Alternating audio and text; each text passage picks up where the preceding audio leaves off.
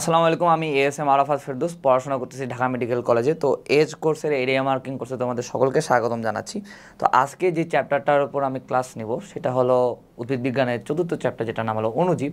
তো এই চ্যাপ্টারটা মেডিকেল ভর্তি পরীক্ষার জন্য one of the most important chapter, কারণ বিগত বছরে প্রতি বছরই এই চ্যাপ্টারটা থেকে 3টা 4টা এমনকি 5টা প্রশ্নও আসছে। আর এই চ্যাপ্টারে 3টা পার্ট আছে, ভাইরাস, ব্যাকটেরিয়া এবং ম্যালেরিয়া পরজীবী। তো এই 3টা পার্টের মধ্যে কিছু এক্সেস তথ্য বা একটু বেশি ইনফরমেশন আছে যেগুলো আসলে লাগে না, সেগুলো আমি দেখাই দেবো যে কোনগুলো লাগবে না আর কোনগুলো লাগবে সেগুলোও দেখাই দেবো। বাট পূর্ণাঙ্গ প্রস্তুতির জন্য আমি যেগুলো পড়াচ্ছি সেগুলো তো পড়বাই, বাট বাকি যেগুলো আছে সেগুলো একবার নিজ দায়িত্বে রিডিং দিয়ে দিবা। তো কোয়েশ্চেন ব্যাংক অ্যানালাইসিস করলে আমরা কী পাই? এই আমি যে বছর মেডিকেল ভর্তি পরীক্ষা দিলাম, অর্থাৎ 23-24 সালে, আমার বেলা এই অধ্যায় থেকে প্রশ্ন আসছিল টোটাল হলো 5টা। বায়োলজিতে টোটাল প্রশ্ন হয় 30টা। তো 30টার মধ্যে 5টা প্রশ্নই আসছে শুধুমাত্র অণুজীব চ্যাপ্টার থেকে, অর্থাৎ 6 ভাগের 1 ভাগ কোয়েশ্চেন শুধুমাত্র এই চ্যাপ্টারটা থেকে আসছে। তারপর 22-23 সালে, অর্থাৎ আমাদের আগের বছরে, এই চ্যাপ্টার থেকে প্রশ্ন আসছিল টোটাল 3টা। আর 21-22 সালে এই চ্যাপ্টার থেকে প্রশ্ন আসছে 2টা। শুধুমাত্র 20-21 সালে এই একটা বছরই এই চ্যাপ্টার থেকে কোনো প্রশ্ন হয় না কেন জানি। আর 19-20 সালে একটা এবং 18-19 সালেও 2টা। অ্যান্ড আমরা যদি 2010 সাল থেকে এখন পর্যন্ত দেখে তাদের এই 14 বছরে প্রতি বছরই এই চ্যাপ্টার থেকে প্রশ্ন আসছে, শুধুমাত্র একটা বছর ছাড়া, অ্যান্ড প্রতিবারই 2টা থেকে 3টা কোয়েশ্চেন হয়। আর তার আগে যদি যাই, ধরো যে 2000 সাল, মানে 2010 থেকে 2000 পর্যন্ত, অথবা 1998-99 পর্যন্ত, তো ওই সময়ও এই চ্যাপ্টারটা ছিল। অ্যান্ড ওই সময় ওই চ্যাপ্টারটা যেহেতু ছিল, সেহেতু এখানেও অনেক প্রশ্ন, বিগত বছরে যদি প্রশ্ন অ্যানালাইসিস করে দেখবো যে অনেক পুরাতন তথ্য আছে যেগুলো নতুন বইয়ে নাই। তার মানে এই চ্যাপ্টারটা থেকে অনেক, মানে যখন নতুন কারিকুলাম হওয়ার আগেও এই চ্যাপ্টারটা থেকে অনেক প্রশ্ন আসতো। সো এই চ্যাপ্টারটা অনেক ইম্পর্টেন্ট। তো এই চ্যাপ্টারটার প্রায় 3টা অংশ আছে, 3টা অংশই সেম ইম্পর্টেন্ট, বাট ম্যালেরিয়া পরজীবীর একটু তুলনামূলক কম ইম্পর্টেন্ট। কারণ আমরা যদি 5-6 বছর, লাস্ট 5-6 বছরে যদি কোয়েশ্চেন দেখি, তাহলে দেখতে পাবো ম্যালেরিয়া পরজীবী যে সুপ্ত অবস্থা আছে ওখান থেকে প্রশ্ন আসছে। এছাড়া ম্যালেরিয়া পরজীবী থেকে বেশি প্রশ্ন আসে নাই। লাস্ট 6 বছরে ম্যালেরিয়া পরজীবী থেকে প্রশ্ন আসছে 2টা, হ্যাঁ, আর 2টা প্রশ্ন আসছে। আর বাকি ভাইরাস আর ব্যাকটেরিয়া থেকে বেশিরভাগ প্রশ্ন আসছে 6 বছরে। সো ম্যালেরিয়া পরজীবী আমরা ইগনোর করবো না, বাট পড়বো, বাট আমি যেগুলো দেখা দেবো একটু বেশি গুরুত্ব দিয়ে পড়বা। তো আমরা আর একটু গভীরে যাই, তাহলে দেখবো যে ভাইরাস যেটা আছে, ভাইরাস যে পার্টটা আছে, এই সিঙ্গেল একটা পার্ট থেকেই বিগত বছর প্রশ্ন আসছে 36টা, অর্থাৎ 2001 থেকে ধরো যে 2024 পর্যন্ত এই ভাইরাস পার্টটা থেকে প্রশ্ন আসছিল টোটাল 36টা, ভাবা যায়। তারপরে ব্যাকটেরিয়ার গুরুত্ব, এখানে আমি দেখো একটা প্লাস ফির নিচে ফির +7ও দিছে, একটা 7টা কেন দিছি, ব্যাকটেরিয়ার গুরুত্ব একটা পার্ট আছে। ব্যাকটেরিয়ার শুরুতে ব্যাকটেরিয়ার বৈশিষ্ট্য, ব্যাকটেরিয়ার শ্রেণীবিভাগ এসব দেওয়ার পরে লাস্টের দিকে ব্যাকটেরিয়ার গুরুত্ব দিছে। ওই 2 পেজের একটা পড়া থেকে বিগত বছরে প্রশ্ন আসলে টোটাল 10টা, এটা 2001 থেকে 2024 পর্যন্ত সমীক্ষা। আর যে বৈশিষ্ট্য, তারপর শ্রেণীবিভাগ, এখান থেকে প্রশ্ন আসছে হলো ব্যাকটেরিয়ার হলো 7টা। আর ম্যালেরিয়া পরজীবী থেকে বিগত 24 বছরের প্রশ্ন আসছে টোটাল 16টা। সো ম্যালেরিয়া পরজীবীটা একটু তুলনামূলক কম ইম্পর্টেন্ট, বাট এখানে সবথেকে ইম্পর্টেন্ট তাহলে কি, এটা হলো ভাইরাসের বৈশিষ্ট্য, ভাইরাস ঘটিত রোগ, ভাইরাসের উপকারিতা যা যা আছে, এগুলো সবই মোস্ট ইম্পর্টেন্ট এই চ্যাপ্টারে। তো চ্যাপ্টারটা শুরু করি। তো চ্যাপ্টারের শুরুতে ভাইরাস নিয়ে লিখছে। ভাইরাসের ক্ষেত্রে এই পুরা পেজটার মধ্যে আমরা কী পড়বো, আমরা পড়বো হলো এটা সংজ্ঞাটা। এই সংজ্ঞাটা কেন পড়তে বলতেছি, এই সংজ্ঞাটা পড়লে না ভাইরাসের অনেকগুলো বৈশিষ্ট্য তোমার আয়ত্তে চলে আসবে, মুখস্থ হয়ে যাবে। সেটা হলো কি, এক হলো ভাইরাস হলো নিউক্লিক অ্যাসিড আর প্রোটিন দিয়ে গঠিত, এ বাদে আর ওদের কিছু থাকে না, শুধুমাত্র নিউক্লিক অ্যাসিড, প্রোটিন। আবার ভাইরাস হলো অকোষীয়, সাথে অতি আনুবৈজ্ঞানিক আর বাধ্যতামূলক পরজীবী, অর্থাৎ এটা হলো বাধ্যতামূলক পরজীবী, জাস্ট পরজীবী না, বাধ্যতামূলক পরজীবী। আর এটা হলো কি, জীবদেহের অভ্যন্তরে সক্রিয় হয়ে রোগ সৃষ্টি করে, কিন্তু জীবদেহের বাইরে এরা নিষ্ক্রিয় থাকে। আর এই যে এখানে যেখানে বললাম যে এখানে যা দেওয়া ছিল, এখানে যে ভাইরাসে শুধু নিউক্লিক অ্যাসিড ও প্রোটিন নিয়ে গঠিত, এখানে অন্য কোনো কোষাঙ্গাণু থাকে না। এরপর আসি, এখন আবিষ্কারের নিয়ে গোটা একটা দেখবো যে এটা গোটা একটা পেজ আছে বইয়ে, মানে এখানেও গোটা একটা পেজ। তো এইখানে হলো সাল আছে, কোন অনেকগুলো বিজ্ঞানীর নাম আছে, ওরা কোন দেশে থাকছে, কবে আবিষ্কার করছে, এইসব আসলে লাগবে না, সবগুলো বিজ্ঞানীর নাম লাগে না। বায়োলজিতে বিজ্ঞানীর নাম খুব কম আসে, বলতে গেলে তুমি দেখবা লাস্ট 5-6 বছরের কোয়েশ্চেন বা লাস্ট 10 বছরও যদি কোয়েশ্চেন দেখো, বায়োলজি থেকে বিজ্ঞানীর নাম আসে না, বিজ্ঞানীর নাম আসে ফিজিক্স থেকে। ফিজিক্সে বেশ কিছু ফেমাস বিজ্ঞানী আছে, ওদের বেশ কিছু এমসিকিউ আসে, বাট এইখানে বায়োলজির বিজ্ঞানীর নাম অত গুরুত্বপূর্ণ, বাট তাও আমরা এখান থেকে কয়েকটা বেশি গুরুত্বপূর্ণ বিজ্ঞানীর নাম খেয়াল রাখবো। কী কী বিজ্ঞানীর নাম? যে দিমিত্রি যে আইভানোভস্কি আছে, এই ব্যক্তি হলো ভাইরাসের আবিষ্কারক হিসেবে চিহ্নিত করা হয়। অর্থাৎ ভাইরাসের আবিষ্কারককে দিমিত্রি আইভানোভস্কি। আর হলো ভাইরাস, প্রথম আবিষ্কৃত ভাইরাস কি? প্রথম আবিষ্কৃত ভাইরাস হলো টিএমভি বা টোবাকো মোজাইক ভাইরাস। আর দুইটা ভাইরাসের আবিষ্কারকের নাম খেয়াল রাখতে হবে। এক হলো এইচআইভি ভাইরাস যেটা আছে, হিউম্যান ইমিউনোডেফিসিয়েন্সি ভাইরাস, ওইটার আবিষ্কারক হলো গ্যালো। আর হেপাটাইটিস সি যেটা আছে, এটার আবিষ্কারক হলো হার্ভিজে অ্যাল্টার। এ বাদে আর বাকি যা আছে এখান থেকে পড়তে হবে না, মানে এই প্যারাটা আসলে অতটা ইম্পর্টেন্ট না, তোমরা চাইলে একবার রিডিং দিতে পারো। বাট এই তিনটা আবিষ্কারকের নাম পড়াই মোর দেন এনাফ। তুমি দেখবা যে পরীক্ষা, যদি কোচিংয়ে পরীক্ষা দাও, এই তিনটা আবিষ্কারকের বাইরে নাম আসবে না। এবার হলো আবাসস্থল। আবাসস্থলের মধ্যে ভাইরাস কোথায় থাকে, হ্যান থেকে, এইসব লাগে না। এখানের মধ্যে একটা ইম্পর্টেন্ট ইনফো আছে যে WM স্ট্যানলি যেটা আছে, WM স্ট্যানলি এই যে ব্যক্তি আছে, এনাকে হলো ভাইরোলজির জনক বলা হয়। ভাইরাসের আবিষ্কারক হলো একজন, সেটা হলো দিমিত্রি আইভানোভস্কি, আর ভাইরোলজির জনক আরেকজন, সেটা হলো WM স্ট্যানলি। এক্ষেত্রে আমরা একটু কেয়ারফুল থাকবো। এবার আসছে হলো আয়তন। আয়তনের ক্ষেত্রে অনেকগুলো ভাইরাসের তোমার আয়তন দেওয়া আছে, এটা 12 ন্যানোমিটার, এটা 300 ন্যানোমিটার। এগুলা তুমি যদি মুখস্থ রাখতে পারো তাহলে ভালো, না রাখতে পারলেও কোনো সমস্যা নাই। দৈর্ঘ্য বা আকার প্রস্থ এগুলো আসলে আসে না বায়োলজিতে, সংখ্যাভিত্তিক তত্ত্ব। বাট এখানে দুইটা ইনফো তোমাকে অবশ্যই খেয়াল রাখতে হবে। এক হলো গবাদি পশুর ফুট অ্যান্ড মাউথ রোগ সৃষ্টিকারী ভাইরাস হলো সব থেকে ক্ষুদ্র। তাহলে কোন ভাইরাস হলো সব থেকে ক্ষুদ্র এই বই অনুযায়ী? সেটা হলো গবাদি পশুর ফুট অ্যান্ড মাউথ রোগ। আর এই বই অনুযায়ী কোনটা হলো সব থেকে বড়? যে গোল আলুর মোজাইক ভাইরাস আর গো বসন্তের ভাইরাস, এরা হলো সব থেকে বড়। কারণ এখানে হলো সব থেকে বড় ভাইরাসের বলছে ভ্যারিলা আর ভ্যাকসিনিয়া, 280 থেকে 300 ন্যানোমিটার এদের দৈর্ঘ্য। আর এদের থেকেও বড় বলছে হলো গোল আলুর মোজাইক আর গো বসন্তের ভাইরাস। সো এই বই অনুযায়ী সব থেকে বড় ভাইরাস কি? গোল আলুর মোজাইক ভাইরাস আর গো বসন্তের ভাইরাস। বাট তাও তুমি যখন ভার্সিটি কোয়েশ্চেন ব্যাংক যদি দেখার দরকার নাই, বাট আমি যেহেতু দেখছি আমি জানি। তো ভার্সিটিতে একবার কোয়েশ্চেন আসছিল, কোন জায়গাটা ভার্সিটিতে, যে কি কোন ভাইরাস হলো সব থেকে বড়? তাহলে ওটা অ্যান্সার হলো পান্ডেরো ভাইরাস। খেয়াল রাখবা যে পান্ডেরো ভাইরাস হলো সব থেকে বড়। এটা বইয়ে নাই কিন্তু আসছিল, সো খেয়াল রাখলে নাই। পান্ডেরো ভাইরাস হলো সব থেকে বৃহৎ আকৃতির ভাইরাস। এবারে আর তেমন কিছু পড়তে হবে না। আকৃতিও এগুলো ডিম্বাকার, গোলাকার, হ্যানত্যান, এসব পড়া লাগে না। আর একটা হলো উক্তি খেলা, তারপরে যে উফ, এই ব্যক্তি বলছে হলো ভাইরাসই। আর এছাড়া এখান থেকে তেমন কিছু পড়তে হবে না। সাল্লে কি বলছে, স্ট্যানলি কি বলছে, ভাইলাকেন্স কি বলছে, এই সমস্ত পড়া লাগবে না। জাস্ট খেয়াল রাখবা ভাইরাসই, এটা কে বলছে? এটা বলছেন হলো উফ। তারপর আসছে বৈশিষ্ট্য। সব বৈশিষ্ট্যই ইম্পর্টেন্ট, এখানেরও বৈশিষ্ট্য ইম্পর্টেন্ট। ভাইরাসের জড় রাসায়নিক বৈশিষ্ট্য সব পড়তে হবে, ভাইরাসের জীবীয় বৈশিষ্ট্য সব মুখস্থ রাখতে হবে। অ্যান্ড স্পেসিফিক্যালি খেয়াল রাখতে হবে যে এটা জড় রাসায়নিক বৈশিষ্ট্য আর এটা জীবীয় বৈশিষ্ট্য। জড় রাসায়নিক বৈশিষ্ট্য যা আছে দেখবা যে এগুলো হলো মানে একটা কোনো জীবের সাথে মিল নাই। সো একবার 2-3বার পড়লে তোমাদের এগুলো খেয়াল থাকবে। ওকে, এবার আছে ভাইরাসের গঠন। ভাইরাসের গঠনের মধ্যে যা আছে এগুলাও আসলে সব পড়তে হবে, বাট এখান থেকে প্রশ্ন হয়তো কম আসছে। বাট তাও আমরা হলো ভাইরাসের ভৌত গঠনের মধ্যে যা আছে সব পড়বো। সবগুলাই বলতে গেলে এমসিকিউ আসার মতো। তবে এখানে কয়েকটা বেশি ইম্পর্টেন্ট জিনিস আছে, যেমন দেখো যে ক্যাপসিডটা কি? প্রথমে তো মাঝখানে থাকে নিউক্লিয়াস, আর তার পাশে থেকে প্রোটিনের আবরণ। এই প্রোটিনের আবরণকে বলা হয় ক্যাপসিড।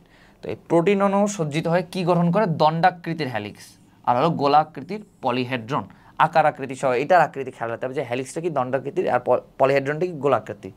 আর কি খেয়াল রাখতে হবে? আর খেয়াল রাখতে হবে যে ক্যাপসিডের যে সাব ইউনিট আছে অর্থাৎ যেগুলো সাহায্যে ক্যাপসিড গঠিত, এই সাব ইউনিটগুলোকে বলা হয় হলো ক্যাপসোমিয়া। তারপরে এনভেলপ, ভাইরাসের রাসায়নিক গঠন, এইসব আসলে একবার তোমাদেরকে নিজ দায়িত্বে পড়ে নিতে হবে। এবার আসলে নিউক্লিক অ্যাসিডের মধ্যে ভাইরাসে হয় ডিএনএ থাকবে না হয় আরএনএ থাকবে, দুইটা একসাথে থাকবে না, এটা এখানে বলা আছে। আর এখানে একটা জিনিস বলা আছে যে সাধারণত অধিকাংশ উদ্ভিদ ভাইরাস হলো আরএনএ আর অধিকাংশ প্রাণী ভাইরাস হলো ডিএনএ ভাইরাস।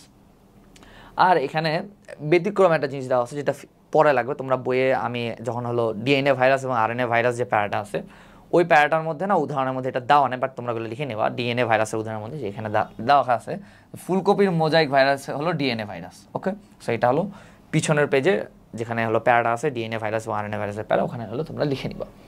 তারপর হলো ক্যাপসিড ও প্রোটিন আবরণ। ক্যাপসিড বা প্রোটিন আবরণের মধ্যে খুবই ইম্পর্টেন্ট দুইটা ইনফো আছে যেগুলো খেয়াল রাখতে হবে। বাকিগুলো তোমরা পড়ে নিবা, যেহেতু আমি বলছি গঠন পড়বা সব কিছু। এক হলো কি যে ক্যাপসিড হলো সাধারণত জৈবিক দিক দিয়ে নিষ্ক্রিয়। তাহলে কোনটা নিষ্ক্রিয়? ক্যাপসিড। আর কি এই ক্যাপসিড হলো তোমার পোষকদেহে সংক্রমণে সাহায্য করে। আচ্ছা, তারপর আসলে হলো বহিস্থ আবরণ। বহিস্থ আবরণ হলো লিপিড বা লিপোপ্রোটিনের স্তরের, এই যে বহিস্থ আবরণ বলতে কি, এক হলো বাইরে তো প্রোটিন আবরণ থাকে, এই বাইরে প্রোটিন আবরণ ব্যতীত ভাইরাসে কিছু কিছু ভাইরাসে লিপিড বা লিপোপ্রোটিনের স্তর থাকে, আর এই লিপিড বা লিপোপ্রোটিনের স্তর বিশিষ্ট ভাইরাসকে বলা হয় লিপোভাইরাস। খুবই খুবই ইম্পর্টেন্ট কয়টা উদাহরণ যে কোনগুলা লিপোভাইরাস, এই যে এখানে দেওয়া আছে। এটা বলতে গেলে ইনফিনিটি স্টার, এগুলো কি influenza virus, herpes virus, HIV আর হলো করোনা ভাইরাস, এরা হলো লিপোভাইরাস। অর্থাৎ এদের তোমার প্রোটিন স্তরের বাইরে আর একটা হলো স্তর থাকে। সো এগুলো আমরা উদাহরণগুলো সব থেকে ইম্পর্টেন্ট, এই উদাহরণগুলো খেয়াল রাখবো। তারপর আসলে ভাইরাসের এনজাইম, কোন কোন ভাইরাসের কী কী এনজাইম থাকে, যেমন ব্যাকটেরিওফাজের লাইসোজাইম, এইচআইভি রিভার্স ট্রান্সক্রিপ্টেজ। এখানে ভাইরাসের তিনটা এনজাইমের নাম লেখা আছে। সো এগুলো আমরা পড়ে নিব। এবার আসলে আকৃতি অনুযায়ী, এখন আকৃতি অনুযায়ী এখানে হলো ভাইরাসের শ্রেণীবিভাগ, গঠন বৈশিষ্ট্য ইয়ার ভিত্তিতে শ্রেণীবিভাগ করছে। বাট সবথেকে মজার কথা কি, ভাইরাসের আকৃতি, কোন ভাইরাস কি আকৃতি, এগুলো আমরা খেয়াল রাখবো, এটা ইম্পর্টেন্ট। এখান থেকে প্রশ্ন আসতে পারে, বিগত বছরে না এখান থেকে প্রশ্ন আসে নাই, মানে স্যাডলি এখান থেকে প্রশ্ন আসে নাই। বাট তাই বলে পড়বো না, না, এখানে এটা অবশ্যই আমরা মুখস্থ করব। সো আকৃতিগুলো তোমার যদি খেয়াল না রাখলে, খেয়াল রাখতেই হবে, অবশ্যই খেয়াল রাখতে হবে, বাট ততটা ইম্পর্টেন্ট না, তা আমরা পড়ে নিব নিজ দায়িত্ব আকৃতি অনুযায়ী যেটা।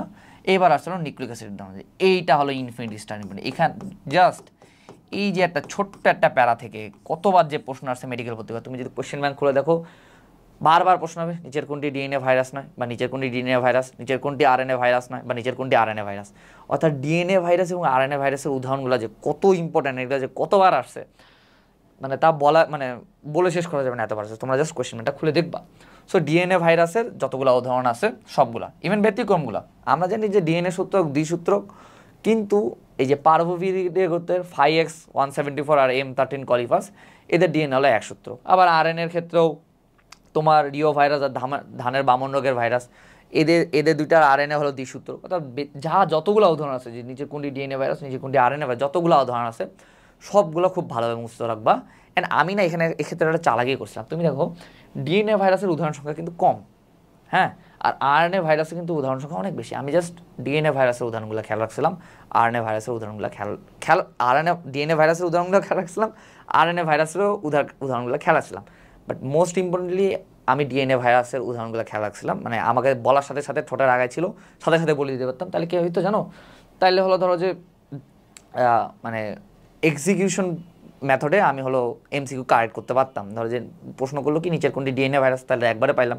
অথবা বললাম যে নিচের কোনটি ডিএনএ ভাইরাস নয়, এখানে তাও পারা যাবে, কারণ আমার ডিএনএ ভাইরাসের নামগুলো মুখস্থ আছে।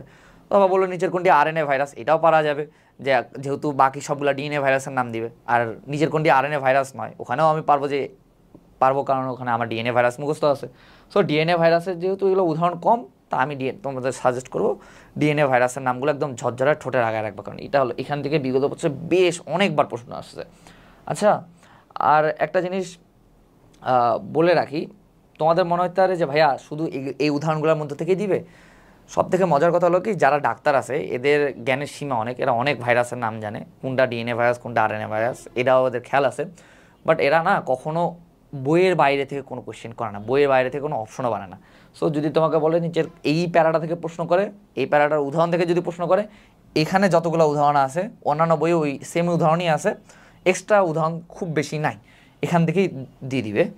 সো এইগুলোর বাইরে থেকে প্রশ্ন করবে না, সো টেনশনের কিছু নেই। সো আমরা নিউক্লিক অ্যাসিডের ধরনে যে অর্থাৎ কোনটা ডিএনএ ভাইরাস এবং আরএনএ ভাইরাস, এটা হলো সব থেকে বেশি গুরুত্ব দিয়ে পড়বো। এখন পর্যন্ত যা যা পড়ছি তার মধ্যে সব থেকে ইম্পর্টেন্ট অংশ হলো এই ছোট্ট একটু অংশ। ভাবা যায় যে এই ছোট্ট একটা অংশ থেকে কতবার প্রশ্ন আসছে। এবার হলো তোমার আগেই পড়ছি বহিস্থ আবরণ অনুযায়ী, যে একটা হলো ইনফ্লুয়েঞ্জা ভাইরাস, হারপিস আর এইচআইভি। আমরা না আগে এইচআইভি হারপিস দুইটাই পড়ছি, যে এদের বহিস্থ আবরণে যুক্ত এরা হলো লিপো ভাইরাস। এর আগের পেজে যে লাইনটা পড়াইলাম না, যেগুলো লিপো ভাইরাস, ওখানে এক্সট্রা করে ইনফ্লুয়েঞ্জা ভাইরাসটা লিখে রাখবা, এটা কিন্তু ওই সামনের পেজের লাইনটাতে নাই। আচ্ছা, এবার পোষক দেহ অনুসারী, এগুলো সোজা পোষক দেহ অনুসারে যেটা বিভাজন আছে, এটার মধ্যে ব্যাকটেরিওফাজ ভাইরাস আর সায়ানোফাইজগুলো হলো একটু ভালোভাবে খেয়াল রাখতে হবে। প্রাণী ভাইরাস কোনগুলো, উদ্ভিদ ভাইরাস কোনগুলো, নাম শুনলেই বোঝা যায়। তো ব্যাকটেরিওফাজ কোনগুলো, T2, T4, T6, এরা হলো ব্যাকটেরিওফাজ। আর সায়ানোফাজ কি, যেগুলো হলো সায়ানো ব্যাকটেরিয়া বা নীলাভ সবুজ শৈবালের উপর হলো তোমার ধ্বংস করে, ওগুলো হলো তোমার হলো সায়ানোফাজ ব্যাকটেরিয়া। আর ওগুলো উদাহরণ কি, LPP1 আর LPP2, এই দুইটা খেয়াল রাখতে হবে যে T2 T4 টিফিস এগুলো হলো ব্যাকটেরিওফাজ, আর সায়ানোফাজ হলো LPP1 আর LPP2। আর খুবই ইম্পর্টেন্ট একটা ইনফো, যেখানে পরীক্ষা দাও এটা তুমি পাবাই, সেটা হলো HIV হলো একটা রেট্রোভাইরাস। রেট্রোভাইরাসের উদাহরণ আমাদের বইয়ে বায়োলজি ফার্স্ট পেপার বইয়ে একটাই দেওয়া আছে, সেটা হলো HIV। নিচের কোনটি রেট্রোভাইরাস, এই প্রশ্ন যদি না পাও আমার নাম পাল্টাই দিও কোচিংয়ের পরীক্ষায়। তো HIV হলো একটা রেট্রোভাইরাস, এটা হলো খুবই ইম্পর্টেন্ট একটা ইনফো। আর এটা কেন রেট্রোভাইরাস? কারণ এখানে ভাইরাল RNA থেকে DNA তৈরি হয়। তারপর অন্যান্য ধরনের মধ্যে কিছু সংজ্ঞা দেওয়া আছে, এই সংজ্ঞাগুলো সব পড়তে হবে। যেমন ব্যাকটেরিয়া আক্রমণকারী ভাইরাসকে ফ্যাগাইন বলে, উদ্ভিদ আক্রমণকারী ভাইরাসকে ফাইটোফ্যাগাইন, প্রাণীকে আক্রমণকারী ভাইরাসকে জুফ্যাগাইন বলে। সো অন্যান্য ধরনের যতগুলো সংজ্ঞা আছে এই সংজ্ঞাগুলো আমরা পড়ে নিব। এরপরে আসি, এরপর DNA ভাইরাস এবং RNA ভাইরাসের মধ্যে পার্থক্য, এই পার্থক্যের চার্টটা খুব ভালোভাবে পড়ে নিবা। আচ্ছা, আর আমি না এখানে হলো প্যাচ লাগে কোনটাই জানো, এই আকৃতিটাতে। বাকি সবগুলাই সোজা, যেমন উদাহরণগুলো সোজা, এনভেলপও সোজা, এগুলা পারা যায়, বাট এই আকৃতিটাতে না প্যাচ খায়। আমি মনে রাখছিলাম কি আর অধিকাংশ, আমরা একটু আগে পড়েছিলাম যে অধিকাংশ উদ্ভিদ ভাইরাস হলো RNA ভাইরাস, তাই না? আমি খেয়াল রাখছিলাম যে উদ্ভিদ যেগুলো হয়, যেগুলো হলো উদ্ভিদ, এরা হয় হলো দণ্ডাকার, আশপাশে আম গাছ জাম গাছ এরা যা আছে এরা দণ্ডাকার। আর একটা কি মটরশুঁটি গাছ যেগুলো আছে এরা আবার সূত্রাকার হয়, কিছু কিছু দেখবে যেমন লতা জাতীয় গাছ আছে এরা আবার সূত্রাকার হয়।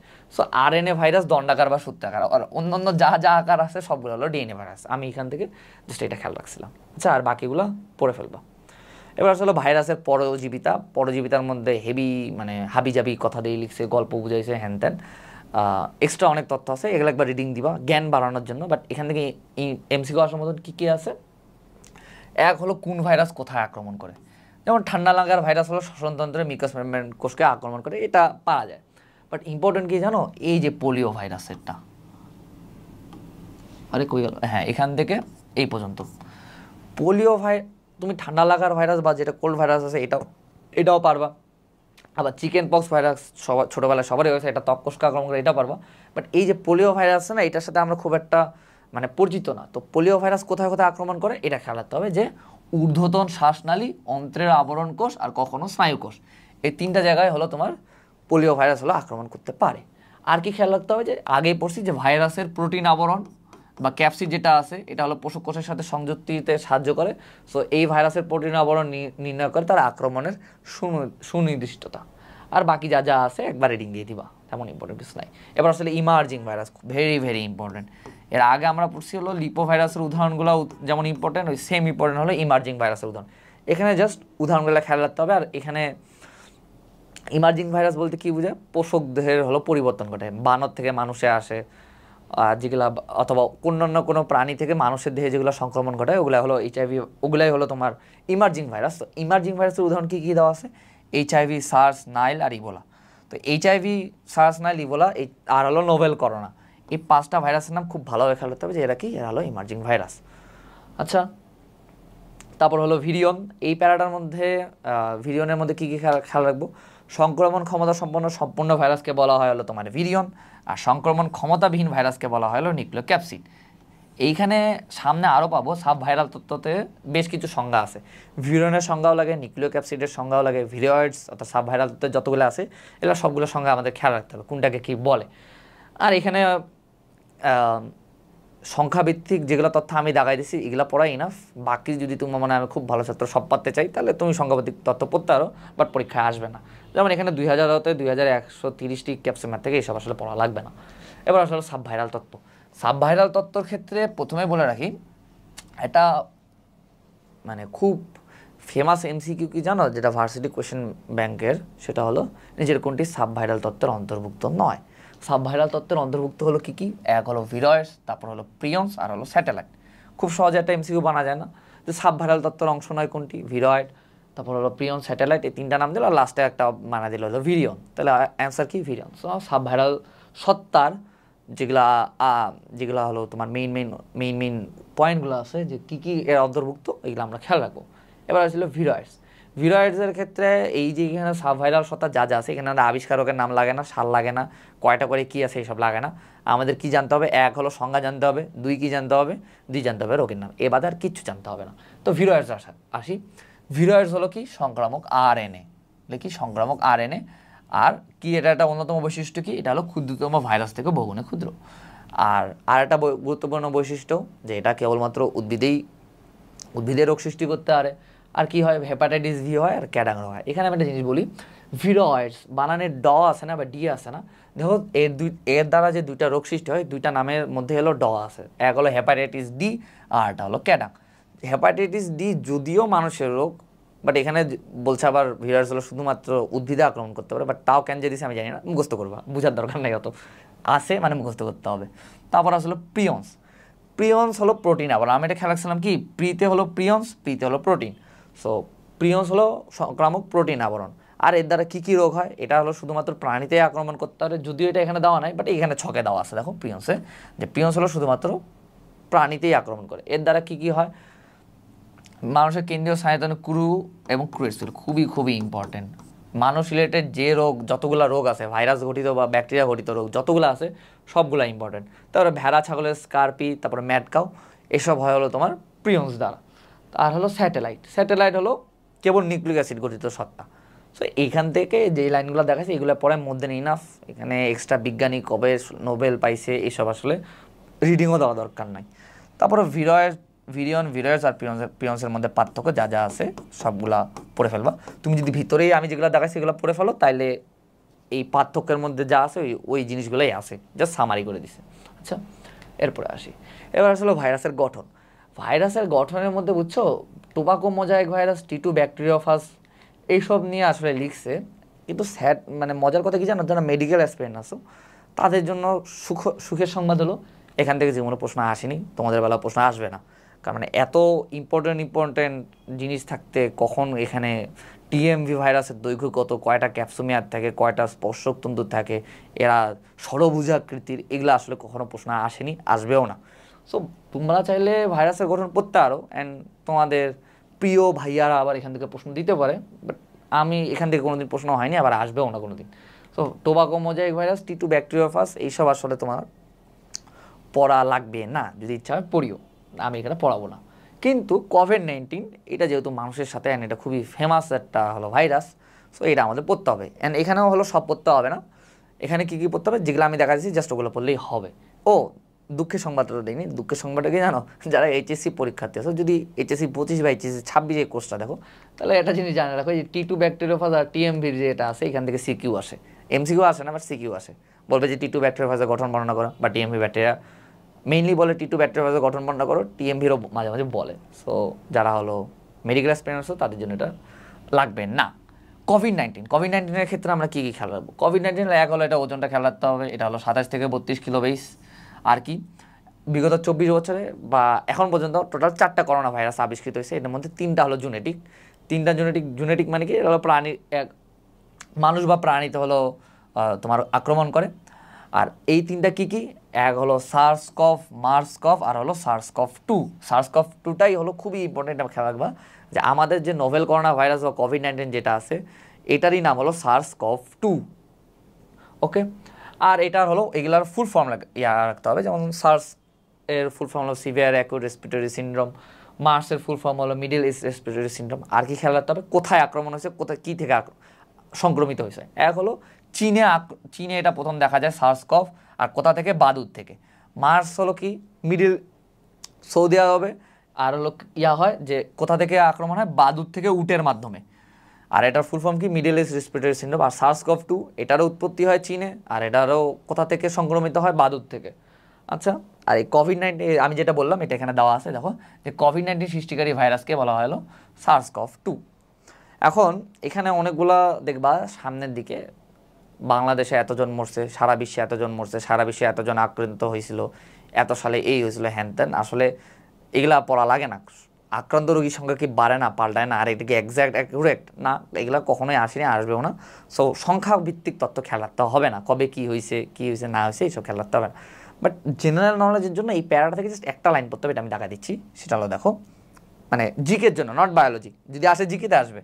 এক হলো 11 মার্চ 2020 তারিখে হু হলো এটাকে বৈশ্বিক মহামারী হিসাবে ঘোষণা করে, বা প্যান্ডেমিক হিসাবে ঘোষণা করে। কত সালে, কবে, 11 মার্চ 2020। সো এই তারিখটা খেয়াল রাখবা।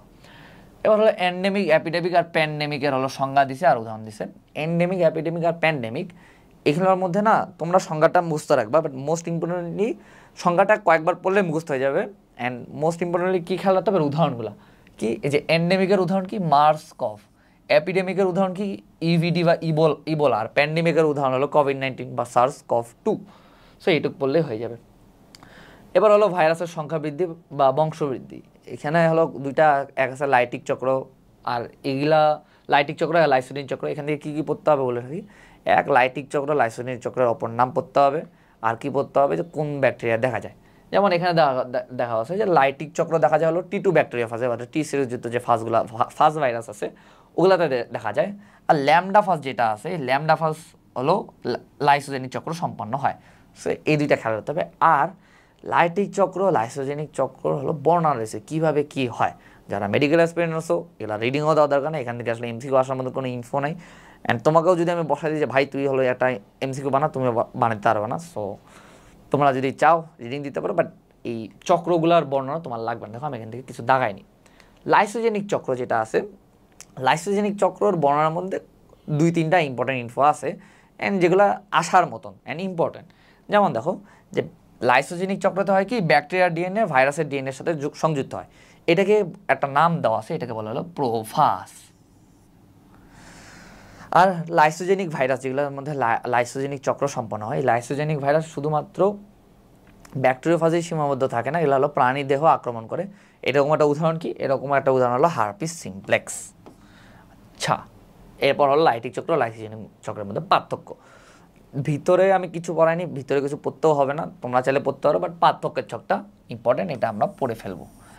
আর একটা ইম্পর্টেন্ট জিনিস বলি যে লাইসোজেনিক চক্রে ভাইরাসে ব্যাকটেরিয়া কী ব্যবহৃত হয়, তোমাকে প্রশ্ন করতে পারে যে লাইসোজেনিক চক্রে ব্যাকটেরিয়া কী ব্যবহৃত হয়, ব্যাকটেরিয়ার দেহে কোন অঙ্গাণু ব্যবহৃত হয়। একটা জিনিস খেয়াল রাখো, ব্যাকটেরিয়ার দেহে কিন্তু কোনো অঙ্গাণু থাকে না, মানে মাইটোকন্ড্রিয়া বলো বা প্লাস্টিড বলো এসব থাকে না, জাস্ট একটা জিনিস যেটা থাকে সেটা হলো রাইবোজোম।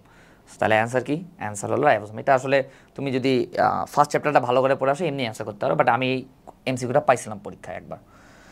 এবার হলো ভাইরাসের অর্থনৈতিক গুরুত্ব, ভাইরাসের অপকারিতা উপকারিতা এসব দেওয়া আছে।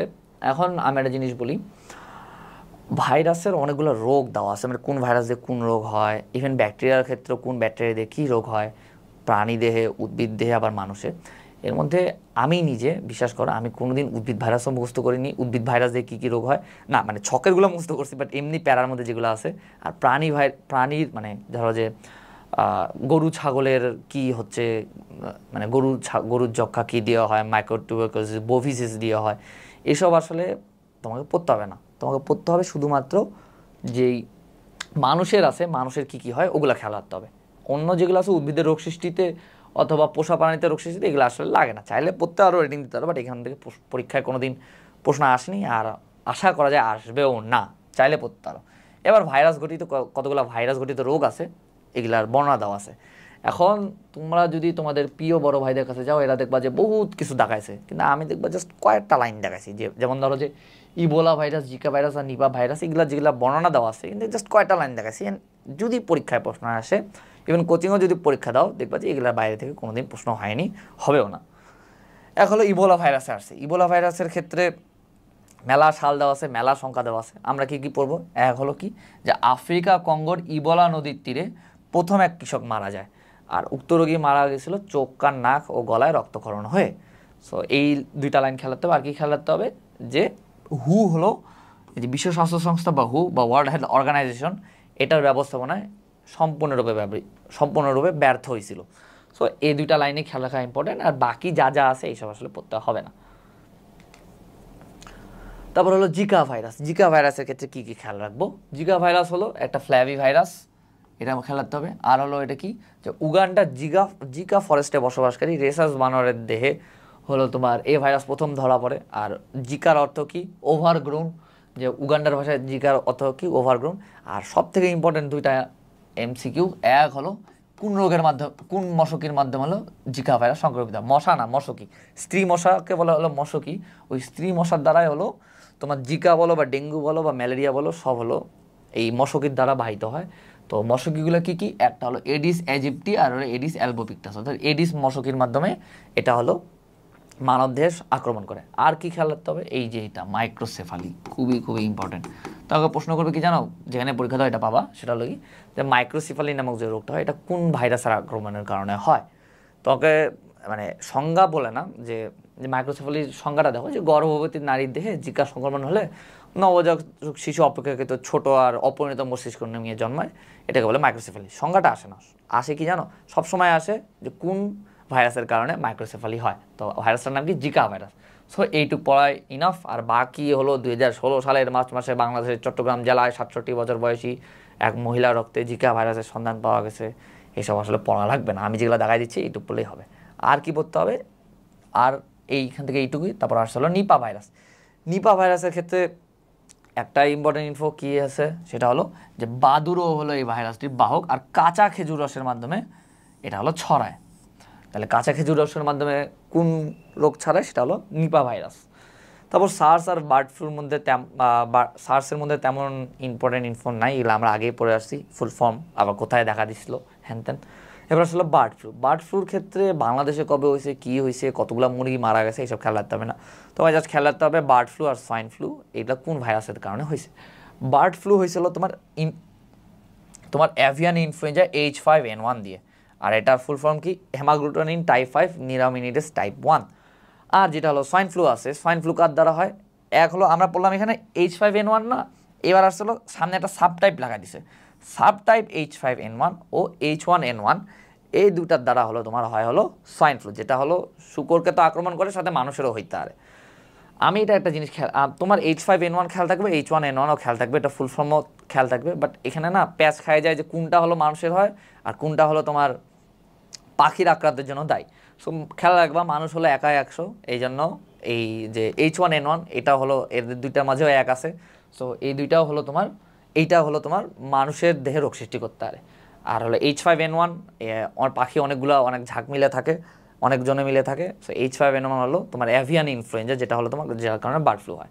আর সাব টাইপ, তাতে H5N1 এর একটা সাব টাইপ আছে, ওইটার কারণে হলো মানুষের দেহেও সোয়াইন ফ্লু হইতে পারে। আচ্ছা, এরপরে আসি যে আটা দিছে, এবার আসছে হলো এই যে এই পয়েন্টটা কয়েকটা কোন কোন, এটা আমার সব ভিতরের দিকে আরও মানে এগুলো এখানে এই পয়েন্টের মধ্যে যা যা আছে না, এটা সামনে ছকের মধ্যেও পাবো। সো এখানে আমি পড়াই দিই যে কোন কোন ভাইরাস দিয়ে কী কী কোন কোন ক্যান্সার হয়। এক হলো হেপাটাইটিস বি দিয়ে লিভার ক্যান্সার হতে পারে, প্যাপিলোমা দিয়ে হেনোজেনিটাল ক্যান্সার, আবার হার্পিস সিমপ্লেক্স দিয়ে ক্যাপোসি সার্কোমা। সো কোন ভাইরাস দিয়ে মানুষ ঘটিত কোন কোন রোগগুলো হয় সেগুলো আমরা খেয়াল রাখবো। তারপর আসলে চিকুনগুনিয়া। চিকুনগুনিয়ার ক্ষেত্রেও বাংলাদেশে কবে ধরা পড়ছে, কোথায় কোথায় পাওয়া যায়, এইসব খেয়াল রাখতে হবে না, জাস্ট এটা খেয়াল রাখতে হবে যে এডিস মশকে, এডিস অ্যাজিপ্টি আর এডিস অ্যালবোপিক্টাস, এই দুইটা মশকের মাধ্যমে চিকুনগুনিয়া ছড়ায়। তারপর আছে কোভিড-19। কোভিড-19 বহুত পুরানো জিনিস, এখন তোমাকে যদি বই পড়ে কোভিড-19-এর লক্ষণ, কোভিড-19-এর প্রতিকার, তারপর প্রতিষেধক এসব পড়া লাগে, তাহলে এটা খুবই লজ্জাজনক বিষয়, মানে আসলেই লজ্জাজনক। কারণ মেইন যেগুলা লক্ষণ আছে বা প্রতিকার আছে, লক্ষণ প্রতিকার থেকে কোনো প্রশ্ন হয়নি মেডিকেল ভর্তি পরীক্ষায়, বাট তাও যদি বই পড়ে তোমাকে কোভিড-19-এর লক্ষণ প্রতিকার প্রতিরোধে পড়া লাগে, তাহলে এটা খুবই লজ্জাজনক। সো আমি কোভিড-19-এর দেখো কিছু দাগাইনি, বাট ভিতরে যেগুলো ইনফো ছিল না, এর আগে যেটা পড়লাম ওখানে কিন্তু দাগাইছিলাম। সো এইখান থেকে নিজেদের একবার যদি ইচ্ছা হয় পড়বা, বাট এখান থেকে আসলে এমসি করার সম্ভাবনা কম। বাট সব এখানের মধ্যে ইম্পর্টেন্ট কি, যে কোভিড-19 পরীক্ষা, যে RT-PCR, RT-PCR পরীক্ষার মাধ্যমে কোভিড-19 শনাক্ত করা হয়। যদি RT-PCR পরীক্ষায় যদি পজিটিভ হয়, তার মানে অবশ্যই রোগী করোনায় আক্রান্ত। RT-PCR এর হলো ফুল ফর্ম খেয়াল রাখতে হবে, যে reverse transcription polymerase chain reaction. আর হলো এর আগে আমি যেটা বলছিলাম যে জিকেতে আসার মতন MCQ বায়োলজির জন্য না, সেটা হলো কোভিড-19-এর কবে হলো তোমার বৈশ্বিক মহামারী বা প্যান্ডেমিক হিসেবে এটা ঘোষণা করে। এক হলো 11 মার্চ 2020 সালে, 11 মার্চ 2020 তারিখে। আর কি খেয়াল রাখতে হবে যে 19 ডিসেম্বর 2019 সালে হলো তোমার এটা হলো প্রথম চীনের উহান শহরে শনাক্ত করা হয়। সো এইটাই হলো ইম্পর্টেন্ট। তারপর হলো human herpes virus. Human herpes virus দ্বারা কোন রোগ হয় এটা খেয়াল রাখতে হবে, এটা রাডিনো গনের ভাইরাস, এটা খেয়াল রাখতে হবে না কোন গনের, এটা এসব খেয়াল রাখার দরকার নেই। আর এটা যে DNA ভাইরাস, এটা আমরা আগেই পড়ে আসছি ওই যে উদাহরণগুলোর মধ্যে। আর কী খেয়াল রাখতে হবে, হিউম্যান হার্পিস ভাইরাসে ক্যাপোসি সার্কোমা হয়, আর এটা কি, যে HIV সম্পর্কিত রোগীদের ত্বক ক্যান্সার। ওকে, এইটুকুই বলা। তারপর হলো আসতে হলো ভাইরাসের উপকারিতা। ভাইরাসের উপকারিতা আমাদের সবগুলো পড়তে হবে, লাইক ইম্পর্টেন্ট। কী কী হয়, ব্রোকেন টিউলিপ বলো, বা কীটপতঙ্গ নাশক হিসাবে কী ব্যবহার করা হয়, অথবা খরগোশ নিধনে কী কোনটা ব্যবহার করা হয়। সো এইসব ক্ষেত্রে যতগুলো উপকারিতা আছে সবগুলো পড়বো, বাট সবথেকে ইম্পর্টেন্ট উপকারিতা কোন তিনটা জানো, যেটা হলো মানুষের রিলেটেড, এই তিনটা। এক হলো বসন্ত, পোলিও, প্লেগ এবং জলাতঙ্ক রোগের প্রতিষেধক টিকা, আবার জন্ডিস রোগেরও টিকা এটার দ্বারা তৈরি করা হয়েছে। আবার কলেরা, টাইফয়েড, আমাশয় ইত্যাদি রোগেরও ঔষধ তৈরিতে এটা হলো ব্যবহৃত হয়েছে হলো ভাইরাস। এখন এটা আমি মনে রাখার টেকনিক বলি, এই দেখো যেগুলারই টিকা বলছে না যে কোন কোন প্রতিষেধক টিকা তৈরি করেছে কোন কোন রোগের, দেখো প্রতিটাই হলো তোমার ভাইরাস গঠিত। বসন্ত, পোলিও, প্লেগ এবং জলাতঙ্কর সাথে জন্ডিস, এই পাঁচটাই হলো ভাইরাস গঠিত। তো ভাইরাস গঠিত রোগের হলো তোমার প্রতিষেধক টিকা তৈরি হয়েছে হলো তোমার ভাইরাস থেকেই। আর কলেরা, টাইফয়েড, আমাশয় এই তিনটা হলো ব্যাকটেরিয়া গঠিত রোগ। আমরা একটু সামনেই পাবো ভাইরাস গঠিত রোগের তালিকা, আবার ব্যাকটেরিয়া গঠিত রোগের তালিকা। ওখানে ওটা খুব ঝাড়ায় মুখস্থ করতে হবে, ঝাড়ায় মুখস্থ করলে তুমি একবার দেখলে মনে পড়ে যে আচ্ছা এটা ভাইরাস গঠিত, এটা ব্যাকটেরিয়া গঠিত। আর ব্যাকটেরিয়া ঘটিত যে রোগগুলো আছে, এই ব্যাকটেরিয়া ঘটিত রোগগুলো ঔষধ তৈরিতে হলো তোমার ব্যাকটেরিওফাজ ভাইরাস ব্যবহার করা হয়। সব প্রতিষেধক তৈরি কোন কিসের প্রতিষেধক তৈরি করা হয় ভাইরাসের সাহায্যে, এক হলো ভাইরাস ঘটিত রোগগুলো, আর কিসের হলো তোমার ঔষধ তৈরি করা হয় সেটা হলো ব্যাকটেরিয়া ঘটিত রোগগুলো। আচ্ছা, আর বাকি যা যা আছে সবগুলো আমরা খুব ভালোভাবে মুক্ত করে ফেলবো। এরপর আসছে হলো অ্যান্টিভাইরাল ভাইরাসের রোগ নিয়ন্ত্রণ। এক হলো টিকা প্রদান করা হয়, প্রদান করে হলো এটা থেকে প্রতিরোধ করা যায়। আর প্রতিকার হিসাবে ইন্টারফেরন, একমাত্র একটা পদার্থই হলো মানবদেহে যেটা হলো ভাইরাস প্রতিরোধী, সেটা হলো ইন্টারফেরন। ইন্টারফেরন হলো একটা অ্যান্টিভাইরাল ড্রাগ, আর এটা কি, এটা হলো ভাইরাসকে নিষ্ক্রিয় করতে পারে। এইবার আসছে হলো প্রাণী দেহে রোগ সৃষ্টিকারী ভাইরাস। এই ছকটা থেকে যে কতবার প্রশ্ন আসছে আনলিমিটেড। এক হলো নিচের কোনটি ডিএনএ ভাইরাস, নিচের কোনটি আরএনএ ভাইরাস, এখান থেকে অনেকবার প্রশ্ন আসছে। আর একটা হলো নিচের কোনটি ভাইরাস গঠিত রোগ নয়, বা নিচের কোনটি ব্যাকটেরিয়া গঠিত রোগ, মানে কোনটা কোন গঠিত রোগ, এখান থেকে যে কত আনলিমিটেড মানে অগণিতবার প্রশ্ন আসছে। সো এই ছকটা মধ্যে আমরা কি কি খেয়াল রাখবো, এক হলো ভাইরাসের নাম খেয়াল রাখবো, আর হলো সৃষ্ট রোগের নাম। ওকে, কোন ভাইরাস দিয়ে কোন রোগ হয় এটাও যেমন ইম্পর্টেন্ট, সাথে কোনগুলো ভাইরাস গঠিত রোগ ঝাড়া মুখস্থ যে আচ্ছা এগুলো ভাইরাস গঠিত, এখানে তো আমরা খুব ভালোভাবে মুখস্থ করবো। আর উদ্ভিদ দেহে রোগ সৃষ্টিকারী ভাইরাস যেগুলো আছে এগুলো উদ্ভিদ দেহে রোগ সৃষ্টিকারী ভাইরাস থেকে প্রশ্ন আসে না বললেই চলে, মানে আসে না। কারণ এটা জিনিস একটা মানে সাইকোলজি চিন্তা করো। ধরো আমি তোমাকে তোমার উদাহরণ দিয়ে বোঝাচ্ছি। ধরো আমি তোমাকে ক্লাস 10-এ ইন্টার ফার্স্ট, তুমি এখন ধরো যে মেডিকেল অ্যাসপিরেন্ট, তোমাকে আমি বললাম যে এই মেডিকেল ফার্স্ট ইন্টার ফার্স্ট ইয়ারের একটা স্টুডেন্টের জন্য তোমাকে কোশ্চেন বানাইতে হবে, 5টা কোশ্চেন বানাবো এই অধ্যায় থেকে। এখন তুমি হঠাৎ করে বইয়ের পাতা উল্লে এই পাতায় আসলাম, আসে দেখলাম প্রাণী দেহ রোগ সৃষ্টিকারী ভাইরাস এখানে সুন্দরগুলো আছে, আবার এখানে উদ্ভিদ দেহ রোগ সৃষ্টিকারী ভাইরাসের ছকটা আছে। তুমি বলো তো তুমি কোনটা থেকে কোশ্চেন করতে, তুমি অবশ্যই ইম্পর্টেন্স দেখতে যে না কোনটা বেশি ইম্পর্টেন্ট, তাহলে প্রাণী দেহ রোগ সৃষ্টিকারী ভাইরাস থেকেই তুমি কোশ্চেন করতে। উদ্ভিদ দেহে রোগ সৃষ্টিকারী ভাইরাসগুলো তুমি ওখান থেকে তুমি কোশ্চেন করতে না। সো আমরা এই ছকটা খুবই ভালোভাবে মুখস্থ করবো, বুঝছো। এরপরে আসি ভাইরাসজনিত রোগ।